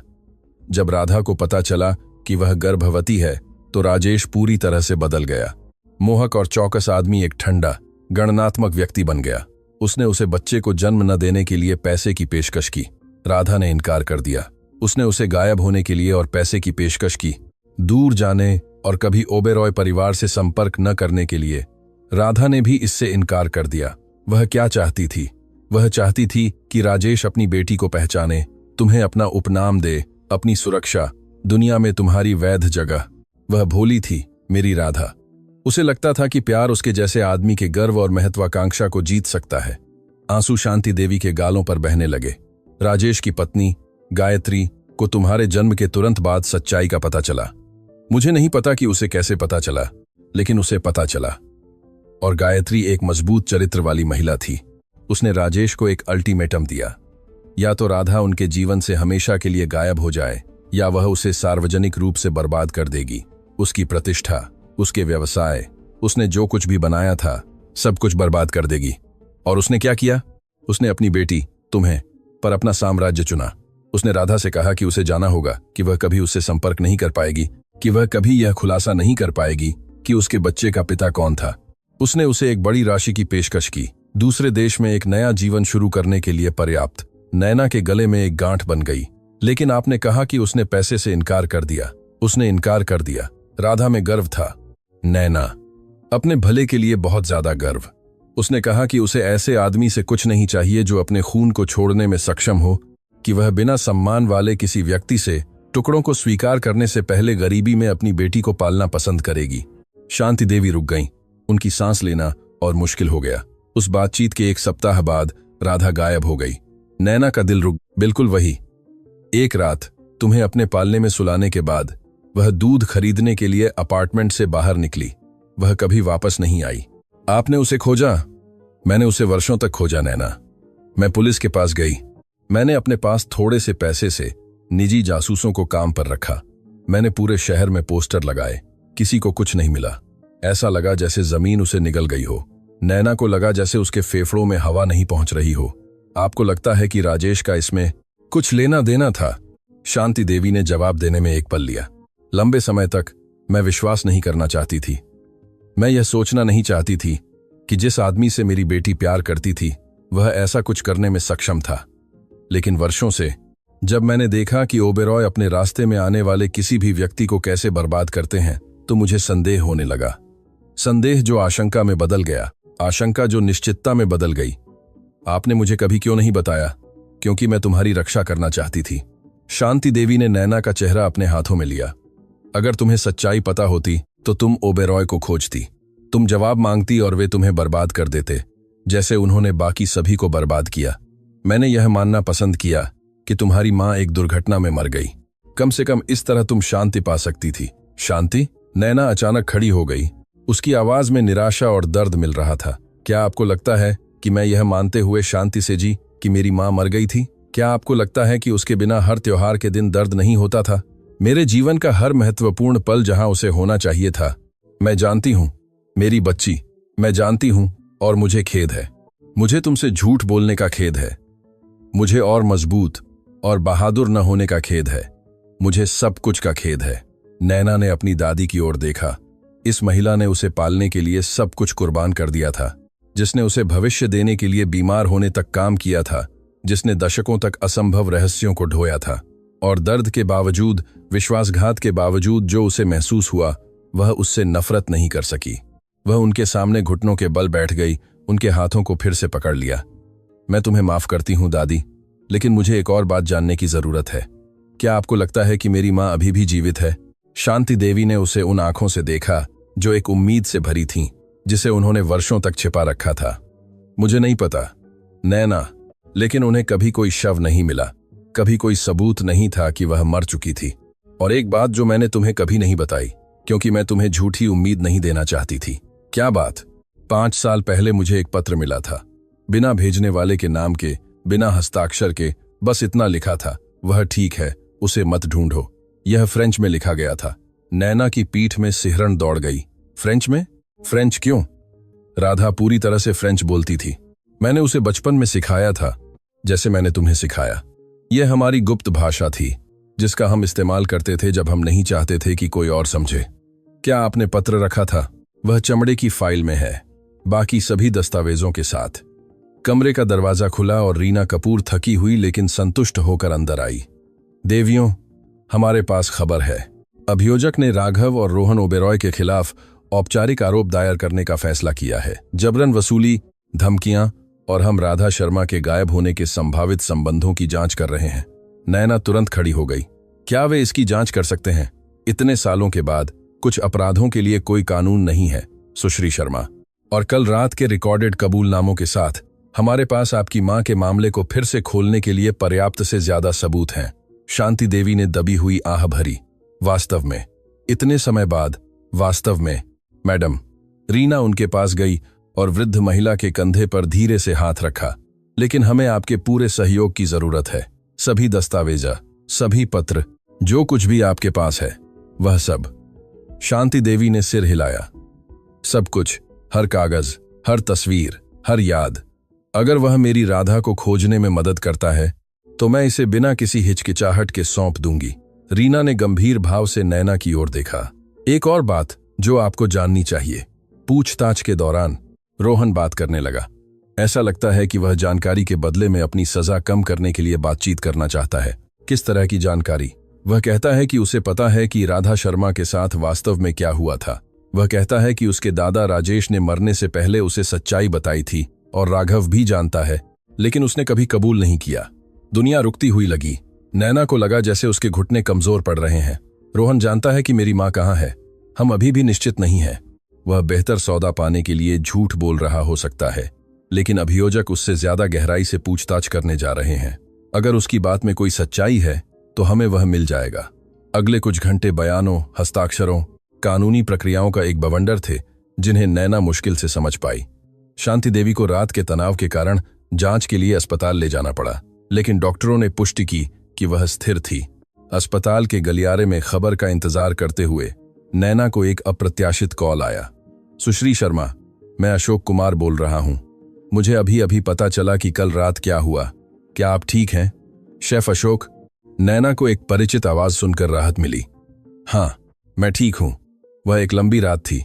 मुझे बताया गया कि उन्होंने आपको फंसाने के लिए मेरे नाम का इस्तेमाल किया। मुझे बहुत अफसोस है। अगर मुझे पता होता। यह आपकी गलती नहीं है। आपको पता लगाने का कोई रास्ता नहीं था। लाइन पर एक ठहराव था। सुश्री शर्मा, मुझे आपको कुछ बताने की जरूरत है। कुछ ऐसा जो मुझे आपको बहुत पहले बता देना चाहिए था, लेकिन मैं डर गया था। आप किस बारे में बात कर रहे हैं? मैं आपकी मां राधा को जानता था। हम कई साल पहले एक और रेस्तरां में संक्षेप में साथ काम करते थे, इससे पहले कि वह ओबेरॉय के लिए काम करना शुरू करती। नैना ने लगभग फोन गिरा दिया। आप मेरी मां को जानते थे? हाँ, वह एक असाधारण महिला थी, दयालु, बुद्धिमान, जीवन से भरपूर। जब मुझे पता चला कि आप कौन हैं, जब मैंने आपको पहली बार स्वर्ण किरण में देखा, तो मुझे लगभग विश्वास नहीं हुआ। आप बिल्कुल उसकी जैसी दिखती हैं, सुश्री शर्मा, बिल्कुल उसकी जैसी। आपने मुझे कभी क्यों नहीं बताया? क्योंकि राधा ने मुझसे वादा लिया था कि अगर मैं कभी उसकी बेटी से मिलूं तो मैं उसे तब तक कुछ नहीं बताऊंगा जब तक सही समय न आ जाए। उसने मुझसे कहा, जब नैना मजबूत होगी, जब दुनिया उसे और नजरअंदाज नहीं कर पाएगी, तो उसे पता चल जाएगा कि समय आ गया है। नैना का दिल इतनी जोर से धड़क रहा था कि वह उसे अपने कानों में सुन सकती थी। क्या बात? फोन पर नहीं, मुझे आपसे व्यक्तिगत रूप से मिलना है। आप कल सुबह रेस्तरां आ सकती हैं उसके खुलने से पहले। आपकी मां ने मेरे लिए कुछ छोड़ा था, कुछ ऐसा जिसे मैंने 20 साल से ज्यादा समय से रखा हुआ है। मेरी मां ने मेरे लिए कुछ छोड़ा था, हाँ, और मुझे लगता है कि वह उसे खोजने की कुंजी है। कॉल समाप्त हो गई। नैना को जवाबों से ज्यादा सवाल छोड़ गई। उसकी मां ने उसके लिए क्या छोड़ा था? अशोक इतने लंबे समय तक ऐसा रहस्य कैसे रख सकता था? और राधा ने उस रात उस पर क्यों भरोसा किया था? जबकि शांति देवी अस्पताल के बिस्तर पर हल्के से बजने वाले मॉनिटरों से जुड़ी सो रही थी, नैना खिड़की से बाहर देखती रही। शहर हजारों रोशनी से जगमगा रहा था। हर एक जीवन, एक कहानी, एक रहस्य का प्रतिनिधित्व कर रहा था। दुनिया में कहीं शायद उसकी मां अभी भी जीवित थी। शायद वह इन सभी वर्षों तक छिपी रही थी, वापस लौटने के सही समय का इंतजार कर रही थी। या शायद पत्र एक क्रूर मजाक था, एक झूठी उम्मीद जो उसे प्रताड़ित करने के लिए डिजाइन की गई थी। कोई बात नहीं, नैना सच्चाई का पता लगाएगी, चाहे कुछ भी हो। उसका फोन रीना के एक संदेश के साथ कंपन किया। रोहन ने बात की है। वह कहता है कि राधा नहीं मरी। वह कहता है कि राजेश ने उसे नई पहचान के साथ यूरोप भेज दिया था। वह कहता है कि एक सुरक्षित जमा पेटी में सबूत हैं जिसे केवल राघव ही खोल सकता है। कल हम एक अदालती आदेश प्राप्त करने की कोशिश करेंगे। यह खत्म नहीं हुआ है नैना, यह अभी शुरू हो रहा है। नैना ने संदेश को 3 बार पढ़ा, शब्दों को अपने दिमाग में प्रवेश करने दिया। उसकी मां जीवित थी, या कम से कम जीवित थी जब राजेश ने उसे दूर भेजा था। यूरोप, एक नई पहचान, सबूतों के साथ एक सुरक्षित जमा पेटी। और अशोक के पास कुछ ऐसा था जो उसकी मां ने उसके लिए छोड़ा था, कुछ ऐसा जिसे उसने इस पल का इंतजार करते हुए 2 दशकों से ज्यादा समय तक रखा हुआ था। पहेली के टुकड़े एक साथ फिट होने लगे थे, लेकिन पूरी तस्वीर अभी भी धुंधली थी, अधूरी थी, छाया और रहस्यों से भरी हुई थी। नैना ने अपनी सोती हुई दादी की ओर देखा। इस महिला ने उसके लिए सब कुछ कुर्बान कर दिया था, जिसने उसकी रक्षा के लिए असंभव रहस्यों को ढोया था। मैं उसे खोजूंगी दादी, उसने अंधेरे में फुसफुसाया। मैं मां को खोजूंगी, मैं वादा करती हूं। बाहर रात अपना कोर्स जारी रखे हुए थी। सितारों की चादर के नीचे चल रहे मानवीय नाटकों से उदासीन थी, लेकिन नैना के अंदर कुछ स्थायी रूप से बदल गया था। वह अब केवल जीवित रहने के लिए संघर्ष कर रही एक वेट्रेस नहीं थी, वह अपनी मां को खोजने वाली एक बेटी थी, अपनी दादी के बलिदान का सम्मान करने वाली एक पोती थी। एक महिला अपनी सच्चाई का दावा कर रही थी और कोई भी उसे रोक नहीं पाएगा, यहां तक कि अतीत के भूत भी जिन्हें अभी तक खोजा जाना बाकी था, क्योंकि ओबेरॉय की सुरक्षित जमा पेटी में ऐसे रहस्य इंतजार कर रहे थे जिनकी किसी ने कल्पना भी नहीं की थी। रहस्य जो न केवल नैना की जिंदगी को बदल देंगे, वे सब कुछ बदल देंगे जो वह अपने परिवार, ओबेरॉय और उस रात के बारे में जानती थी जब राधा शर्मा हमेशा के लिए गायब हो गई थी। सूरज की पहली किरणें अभी फूट ही रही थीं जब नैना स्वर्ण किरण रेस्तरां पहुंची। सुबह की रोशनी में रेस्तरां अलग दिख रहा था, अपनी चकाचौंध से रहित, दीवारों में दरारें और वर्षों की घिसावट दिखा रहा था। जैसे खुद इमारत जानती थी कि उसे अब पूर्णता का दिखावा करने की जरूरत नहीं है। अशोक उसका पीछे के दरवाजे पर इंतजार कर रहा था, उसी जगह जहां कुछ दिन पहले उसका दुःस्वप्न शुरू हुआ था। लेकिन इस बार शेफ के चेहरे पर एक अलग भाव था। यह चिंता या डर नहीं था, यह कुछ ऐसा था जिसे नैना पूरी तरह से पहचान नहीं पाई। उदासीनता, प्रत्याशा, अपराधबोध। आने के लिए धन्यवाद सुश्री शर्मा। उसकी आवाज सामान्य से ज्यादा नरम थी। मुझे पता है कि यहां जो कुछ भी हुआ उसके बाद यह जगह आपको बुरी यादें दिलाती होगी। यादें मुझे डराती नहीं हैं शेफ, मुझे जो डराता है वह सच्चाई न जानना है। अशोक ने धीरे धीरे सिर हिलाया और उसे अंदर ले गया। वे खाली रसोई से गुजरे और पीछे एक छोटे से कमरे तक पहुंचे जिसे नैना ने कभी नोटिस नहीं किया था। यह धूल भरी बक्सों और पुराने बर्तनों से भरा एक छोटा सा स्टोर रूम था। मैंने यहां 32 साल तक काम किया, अशोक ने बक्सों को हटाते हुए कहा। ओबेरॉय ने यह जगह खरीदने से बहुत पहले, तुम्हारे जन्म से बहुत पहले, वह आटे की बोरियों के पीछे छिपी एक जंग लगी धातु के बक्से के सामने रुका। जब मैं तुम्हारी मां से मिला तो मैं सिर्फ एक रसोई सहायक था। राधा कभी कभी शांति देवी के साथ आती थी जब वह एक व्यवसायी के लिए अनुवाद करती थी जो यहां नियमित रूप से खाना खाता था। तुम्हारी मां असाधारण थी, उसमें वह रोशनी थी जो कुछ लोगों में होती है, वह क्षमता जो अपने आसपास के सभी लोगों को विशेष महसूस कराती है। क्या वे करीबी थे? हम दोस्त थे, अच्छे दोस्त। राधा के पास शांति देवी के अलावा कोई नहीं था और मैं भी दुनिया में अकेला था। हम एक दूसरे को समझते थे। अशोक ने एक छोटी सी चाबी से धातु का बक्सा खोला जो उसके गले में लटकी हुई थी। अंदर समय के साथ पीली पड़ चुकी कपड़े में लिपटा एक पैकेट था। राधा के गायब होने की रात से पहले वह मुझसे मिलने आई थी। वह डरी हुई थी लेकिन दृढ़ भी थी। उसने मुझसे कहा कि उसे जाना होगा। वह मुझे क्यों नहीं बता सकती थी, लेकिन उसे मुझसे एक एहसान मांगने की जरूरत थी। अशोक के हाथ कांप रहे थे जब उसने पैकेट को खोला। उसने मुझे यह दिया। उसने मुझसे कसम ली कि मैं इसे तब तक रखूंगा जब तक उसकी बेटी इसे प्राप्त करने के लिए तैयार नहीं हो जाती। उसने मुझसे कहा, जब नैना मजबूत होगी, जब दुनिया उसे और नजरअंदाजा नहीं कर पाएगी, तो उसे पता चल जाएगा कि समय आ गया है। पैकेट के अंदर 3 वस्तुएं थीं। लाल मोहर से सील किया हुआ एक पत्र, एक छोटी सी तस्वीर और एक पासपोर्ट। नैना ने पहले तस्वीर उठाई। उसमें राधा दिखाई दे रही थी, स्पष्ट रूप से गर्भवती। कैमरे की ओर मुस्कुराते हुए एक हाथ अपने पेट पर रखा हुआ था। तस्वीर के पीछे सुंदर लिखावट में लिखा था, मेरी नैना के लिए, वह दिन जब मुझे पता चला कि तुम मेरा सबसे बड़ा उपहार हो। नैना आंसू रोकने से पहले ही गिरने लगे थे। पासपोर्ट। अशोक ने दस्तावेज की ओर इशारा किया। इसे देखो। नैना ने कांपते हाथों से इसे खोला। यह एक फ्रेंच पासपोर्ट था और जो नाम उस पर दिखाई दे रहा था वह राधा शर्मा नहीं था, वह मैरी लोगान था। तुम्हारी मां की एक नकली पहचान थी, अशोक ने समझाया। उसने गायब होने से महीनों पहले इसे प्राप्त कर लिया था। मुझे लगता है कि वह भागने की योजना बना रही थी, ओबेरॉय से दूर एक नया जीवन शुरू करने की। लेकिन फिर अगर सब कुछ तैयार था तो वह मुझे अपने साथ क्यों नहीं ले गई? वह सुश्री शर्मा, मुझे लगता है कि पत्र बताता है। नैना ने सील किए हुए लिफाफे को देखा। उसके हाथ इतने कांप रहे थे कि वह मुश्किल से उसे पकड़ पा रही थी। उसकी पूरी जिंदगी, सभी अनुत्तरित प्रश्न, उसके दिल के सभी खालीपन, शायद जवाब वहीं थे, उस पीले पड़ चुके कागज पर पढ़ने का इंतजार कर रहे थे। उसने सावधानी से सील तोड़ी, जैसे लिफाफा किसी भी क्षण टूट सकता था।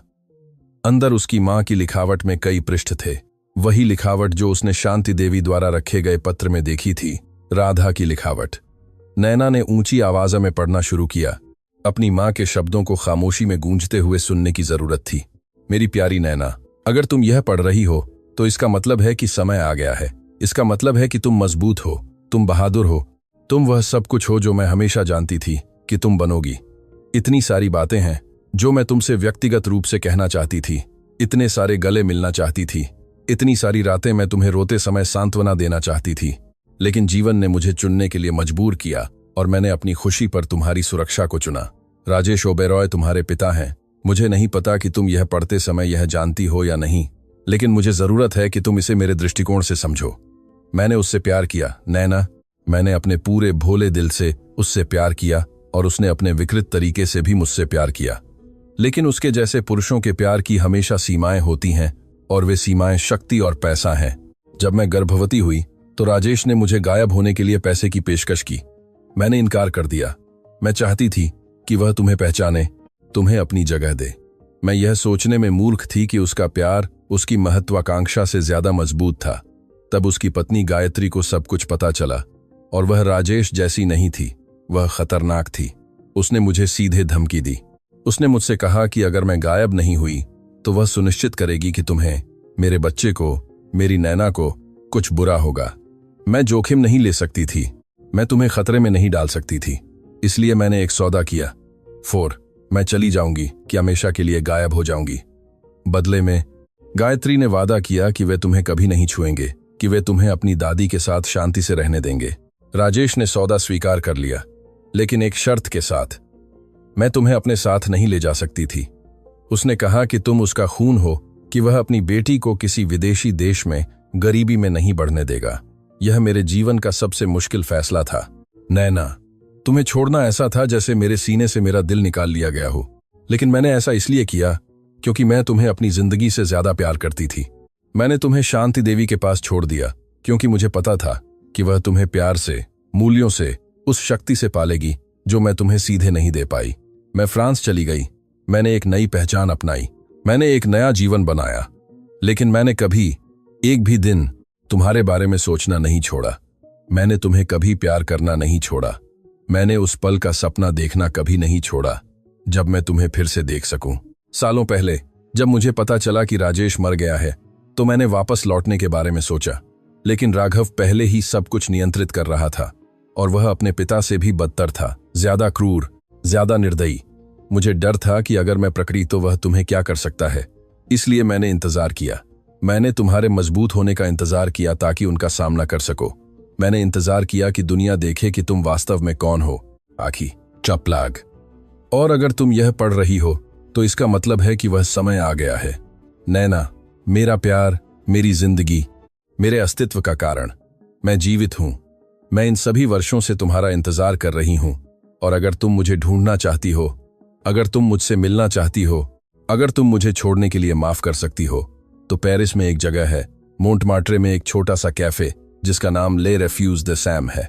मैं वहां 20 साल से हर रविवार सुबह जाती हूं। मैं हमेशा वही ऑर्डर करती हूं, दूध वाली कॉफी और एक क्रोइसैन। मैं हमेशा खिड़की के पास उसी मेज पर बैठती हूं और हमेशा हमेशा दरवाजे की ओर देखती हूं। उस दिन का इंतजार करती हूं जब मेरी बेटी उससे अंदर आएगी। मैं तुमसे प्यार करती हूं, नैना। मैंने तुमसे तब से प्यार किया है जब से मुझे पता चला कि तुम अस्तित्व में हो। मैं अपनी जिंदगी की आखिरी सांस तक तुमसे प्यार करती रहूंगी। तुम्हारी मां, राधा। नैना ने पढ़ना समाप्त किया और इसके बाद जो सन्नाटा छा गया वह पूर्ण था। आंसू उसके चेहरे पर अनियंत्रित रूप से बह रहे थे, कागज पर गिर रहे थे, उन शब्दों के साथ मिल रहे थे जो पढ़े जाने के लिए 2 दशकों से ज्यादा समय से इंतजार कर रहे थे।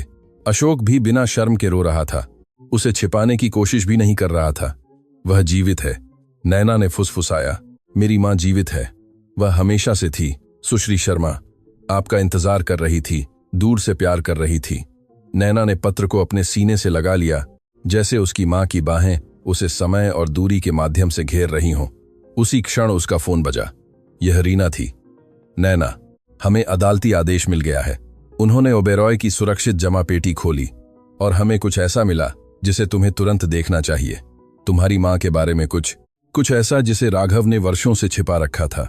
नैना ने अशोक की ओर देखा, फिर पत्र की ओर, फिर मैरी लोगान नाम वाले पासपोर्ट की ओर। मैं वहां आ रही हूं क्योंकि उसकी मां के पत्र ने कई सवालों का जवाब दिया था, लेकिन उस सुरक्षित जमा पेटी में जो इंतजार कर रहा था वह यह बताएगा कि राधा शर्मा की कहानी किसी की कल्पना से कहीं ज्यादा जटिल थी और नैना की यात्रा अभी शुरू ही हुई थी।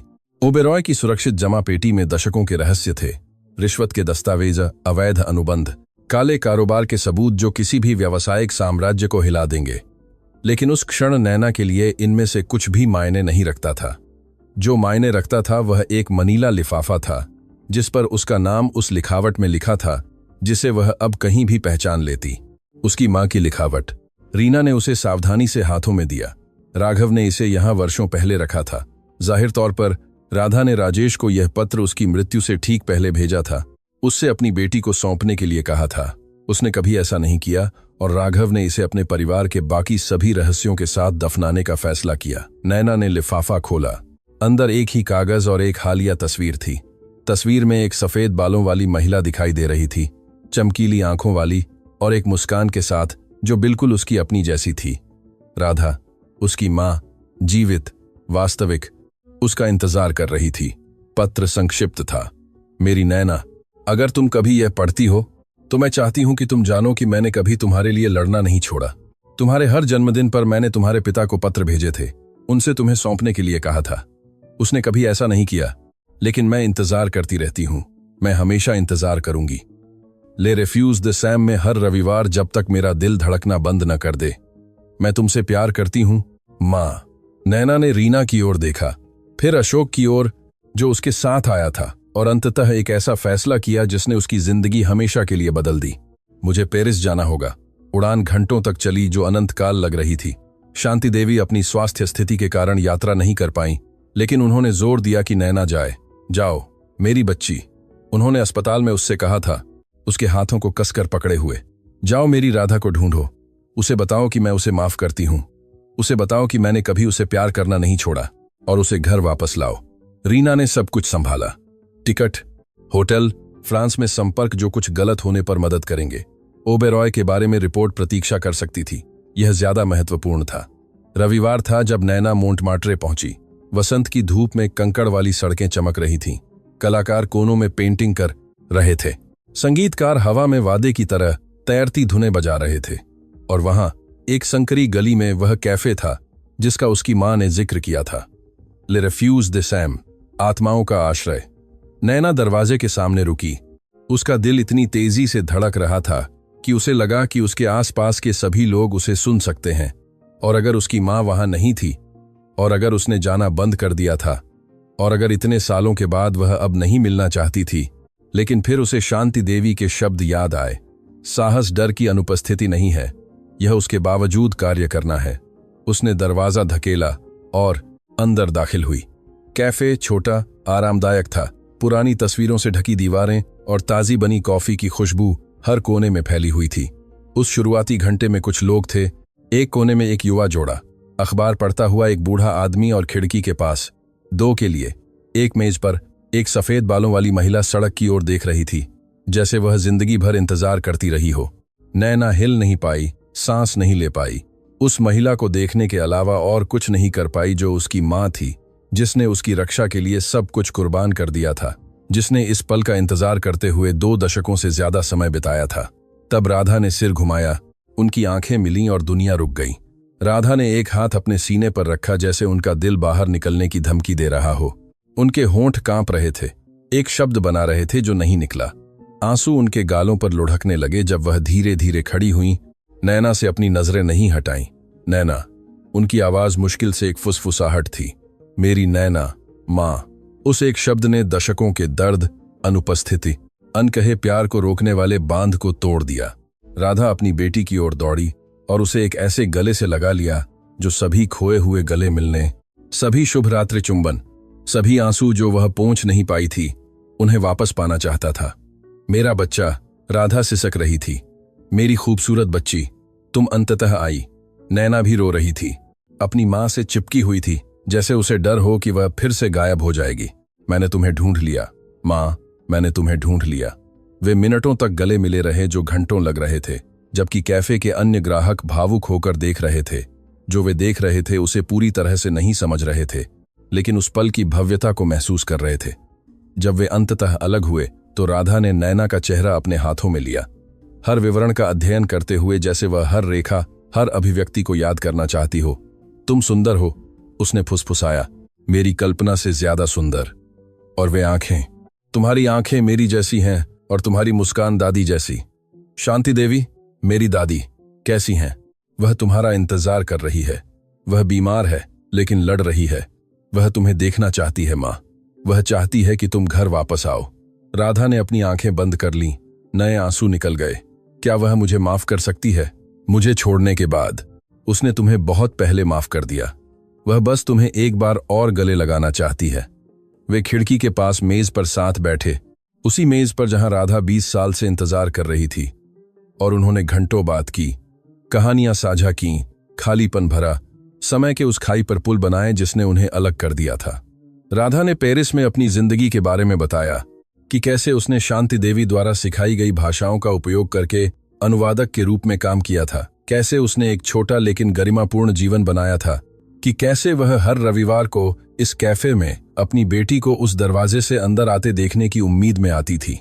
नैना ने अपनी जिंदगी के बारे में बताया कि कैसे शांति देवी ने उसे अटूट प्यार से पाला था, कि कैसे उसने अपनी दादी को सुनकर 7 भाषाएं सीखी थीं, कि कैसे उसने एक वेट्रेस के रूप में काम किया था, अपमानित हुई थी और अंततः अपनी आवाज पाई थी।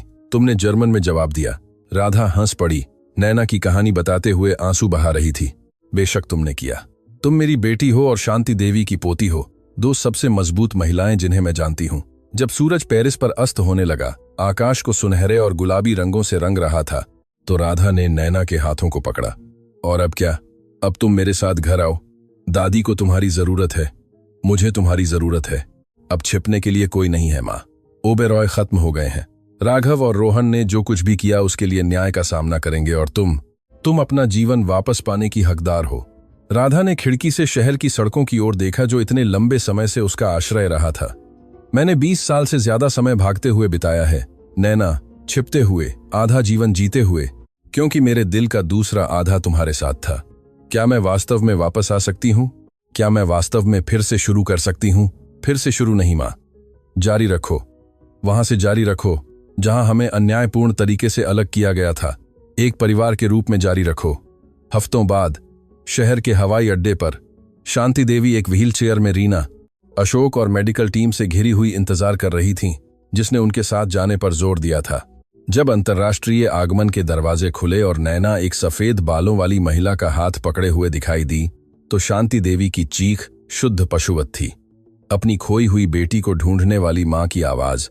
राधा उनकी ओर दौड़ी, व्हील चेयर के सामने घुटनों के बल बैठ गई, अपनी मां के हाथों को पकड़ा। मां, मुझे माफ कर दो। मुझे छोड़ने के लिए मुझे माफ कर दो। हर चीज के लिए मुझे माफ कर दो। शांति देवी ने उन्हें अपनी बची हुई थोड़ी सी ताकत से गले लगाया, लेकिन उस पूरे प्यार के साथ जो उन्होंने दशकों तक संजो कर रखा था। माफ करने के लिए कुछ भी नहीं है मेरी बच्ची। तुम यहां हो, तुम जीवित हो, बस यही मायने रखता है। नैना आंसू बहाते हुए दृश्य देख रही थी। नैना परिवार की 3 पीढ़ियां आखिरकार फिर से मिल गईं। 3 महिलाएं जिन्होंने असंभव नुकसान, भयानक अन्याय और क्रूर अलगावों को सहा था, लेकिन जिन्होंने कभी एक दूसरे से प्यार करना नहीं छोड़ा था। रीना ने हफ्तों बाद अपनी रिपोर्ट प्रकाशित की। ओबेरॉय और उनके पतन की कहानी महीनों तक राष्ट्रीय समाचारों में रही। राघव और रोहन को कई आरोपों में दोषी ठहराया गया। उन्होंने न केवल अपनी स्वतंत्रता खो दी, बल्कि वह पूरा साम्राज्य भी खो दिया जिसे उन्होंने झूठ और क्रूरता पर बनाया था। कल्याण अस्पताल को नैतिक निवेशकों के एक गठबंधन की बदौलत बचाया गया, जिसे रीना ने इकट्ठा करने में मदद की थी। शांति देवी अपनी बेटी और पोती से घिरी हुई बिना किसी चिंता के अपना इलाज जारी रख सकीं। नैना को अंतर्राष्ट्रीय अनुवाद एजेंसियों, प्रतिष्ठित विश्वविद्यालयों और मानवीय संगठनों से नौकरी के प्रस्ताव मिले जो भाषाओं के साथ अपने उपहार का लाभ उठाना चाहते थे, लेकिन उसने कुछ अलग चुना। उसने साधनहीन युवाओं के लिए एक मुफ्त भाषा स्कूल की स्थापना की। उसी तरह से पढ़ाती थी जैसे शांति देवी ने उसे सिखाया था, धैर्य के साथ, प्यार के साथ, इस निश्चितता के साथ कि ज्ञान अन्याय के खिलाफ सबसे शक्तिशाली हथियार है। उसने इसका नाम राधा शांति शर्मा स्कूल रखा। एक वसंत की शाम नैना अपने नए घर के बगीचे में बैठी थी, अपनी माँ और दादी को एक पेड़ की छाया में बात करते हुए देख रही थी। शांति देवी किसी बात पर हंस रही थीं। एक आवाज जो नैना ने कभी नहीं सोची थी कि वह सुनेगी। राधा ने उसकी नजर देखी और मुस्कुराई, उसकी ओर हाथ बढ़ाया। यहां आओ मेरी बच्ची, हमारे साथ बैठो। नैना उनके साथ जुड़ गई। दुनिया में सबसे ज्यादा प्यार करने वाली 2 महिलाओं के बीच घास पर बैठ गई। जानती हो मैंने इस सब से क्या सीखा? उसने धीरे से कहा। क्या? मेरा प्यार? शांति देवी ने पूछा। कि सबसे महत्वपूर्ण भाषा जर्मन नहीं है, न फ्रेंच, न कोई भी 7 भाषाएं जो मैं बोलती हूं। सबसे महत्वपूर्ण भाषा प्यार है, और वह मैंने तुमसे सीखा है। राधा और शांति देवी ने एक दूसरे की ओर देखा। उनकी आंखें खुशी के आंसुओं से चमक रही थीं। और तुम इसे पूरी तरह से बोलती हो मेरी बच्ची। राधा ने उसके माथे पर चूमा। तुम इसे पूरी तरह से बोलती हो। सूरज शहर पर अस्त हो रहा था। आकाश को उन्हीं सुनहरे और गुलाबी रंगों से रंग रहा था जो नैना ने पेरिस में अपनी मां को ढूंढने के दिन देखे थे। लेकिन अब उन रंगों का एक अलग अर्थ था। वे अब एक दिन का अंत नहीं थे, वे एक नए जीवन की शुरुआत थे। एक ऐसा जीवन जहां 3 महिलाएं जिन्हें दुनिया ने अलग करने की कोशिश की थी, वे अंततः साथ थीं। एक ऐसा जीवन जहां सच्चाई ने झूठ पर विजय प्राप्त की थी। एक ऐसा जीवन जहां प्यार ने शक्ति को हरा दिया था। और नैना जानती थी, यह जीवन पूरी निश्चितता के साथ सबसे अच्छा अंत था जिसकी उसने कभी कल्पना की होगी, क्योंकि यह वास्तव में अंत नहीं था। यह वह सब कुछ की शुरुआत थी जो हमेशा होना चाहिए था।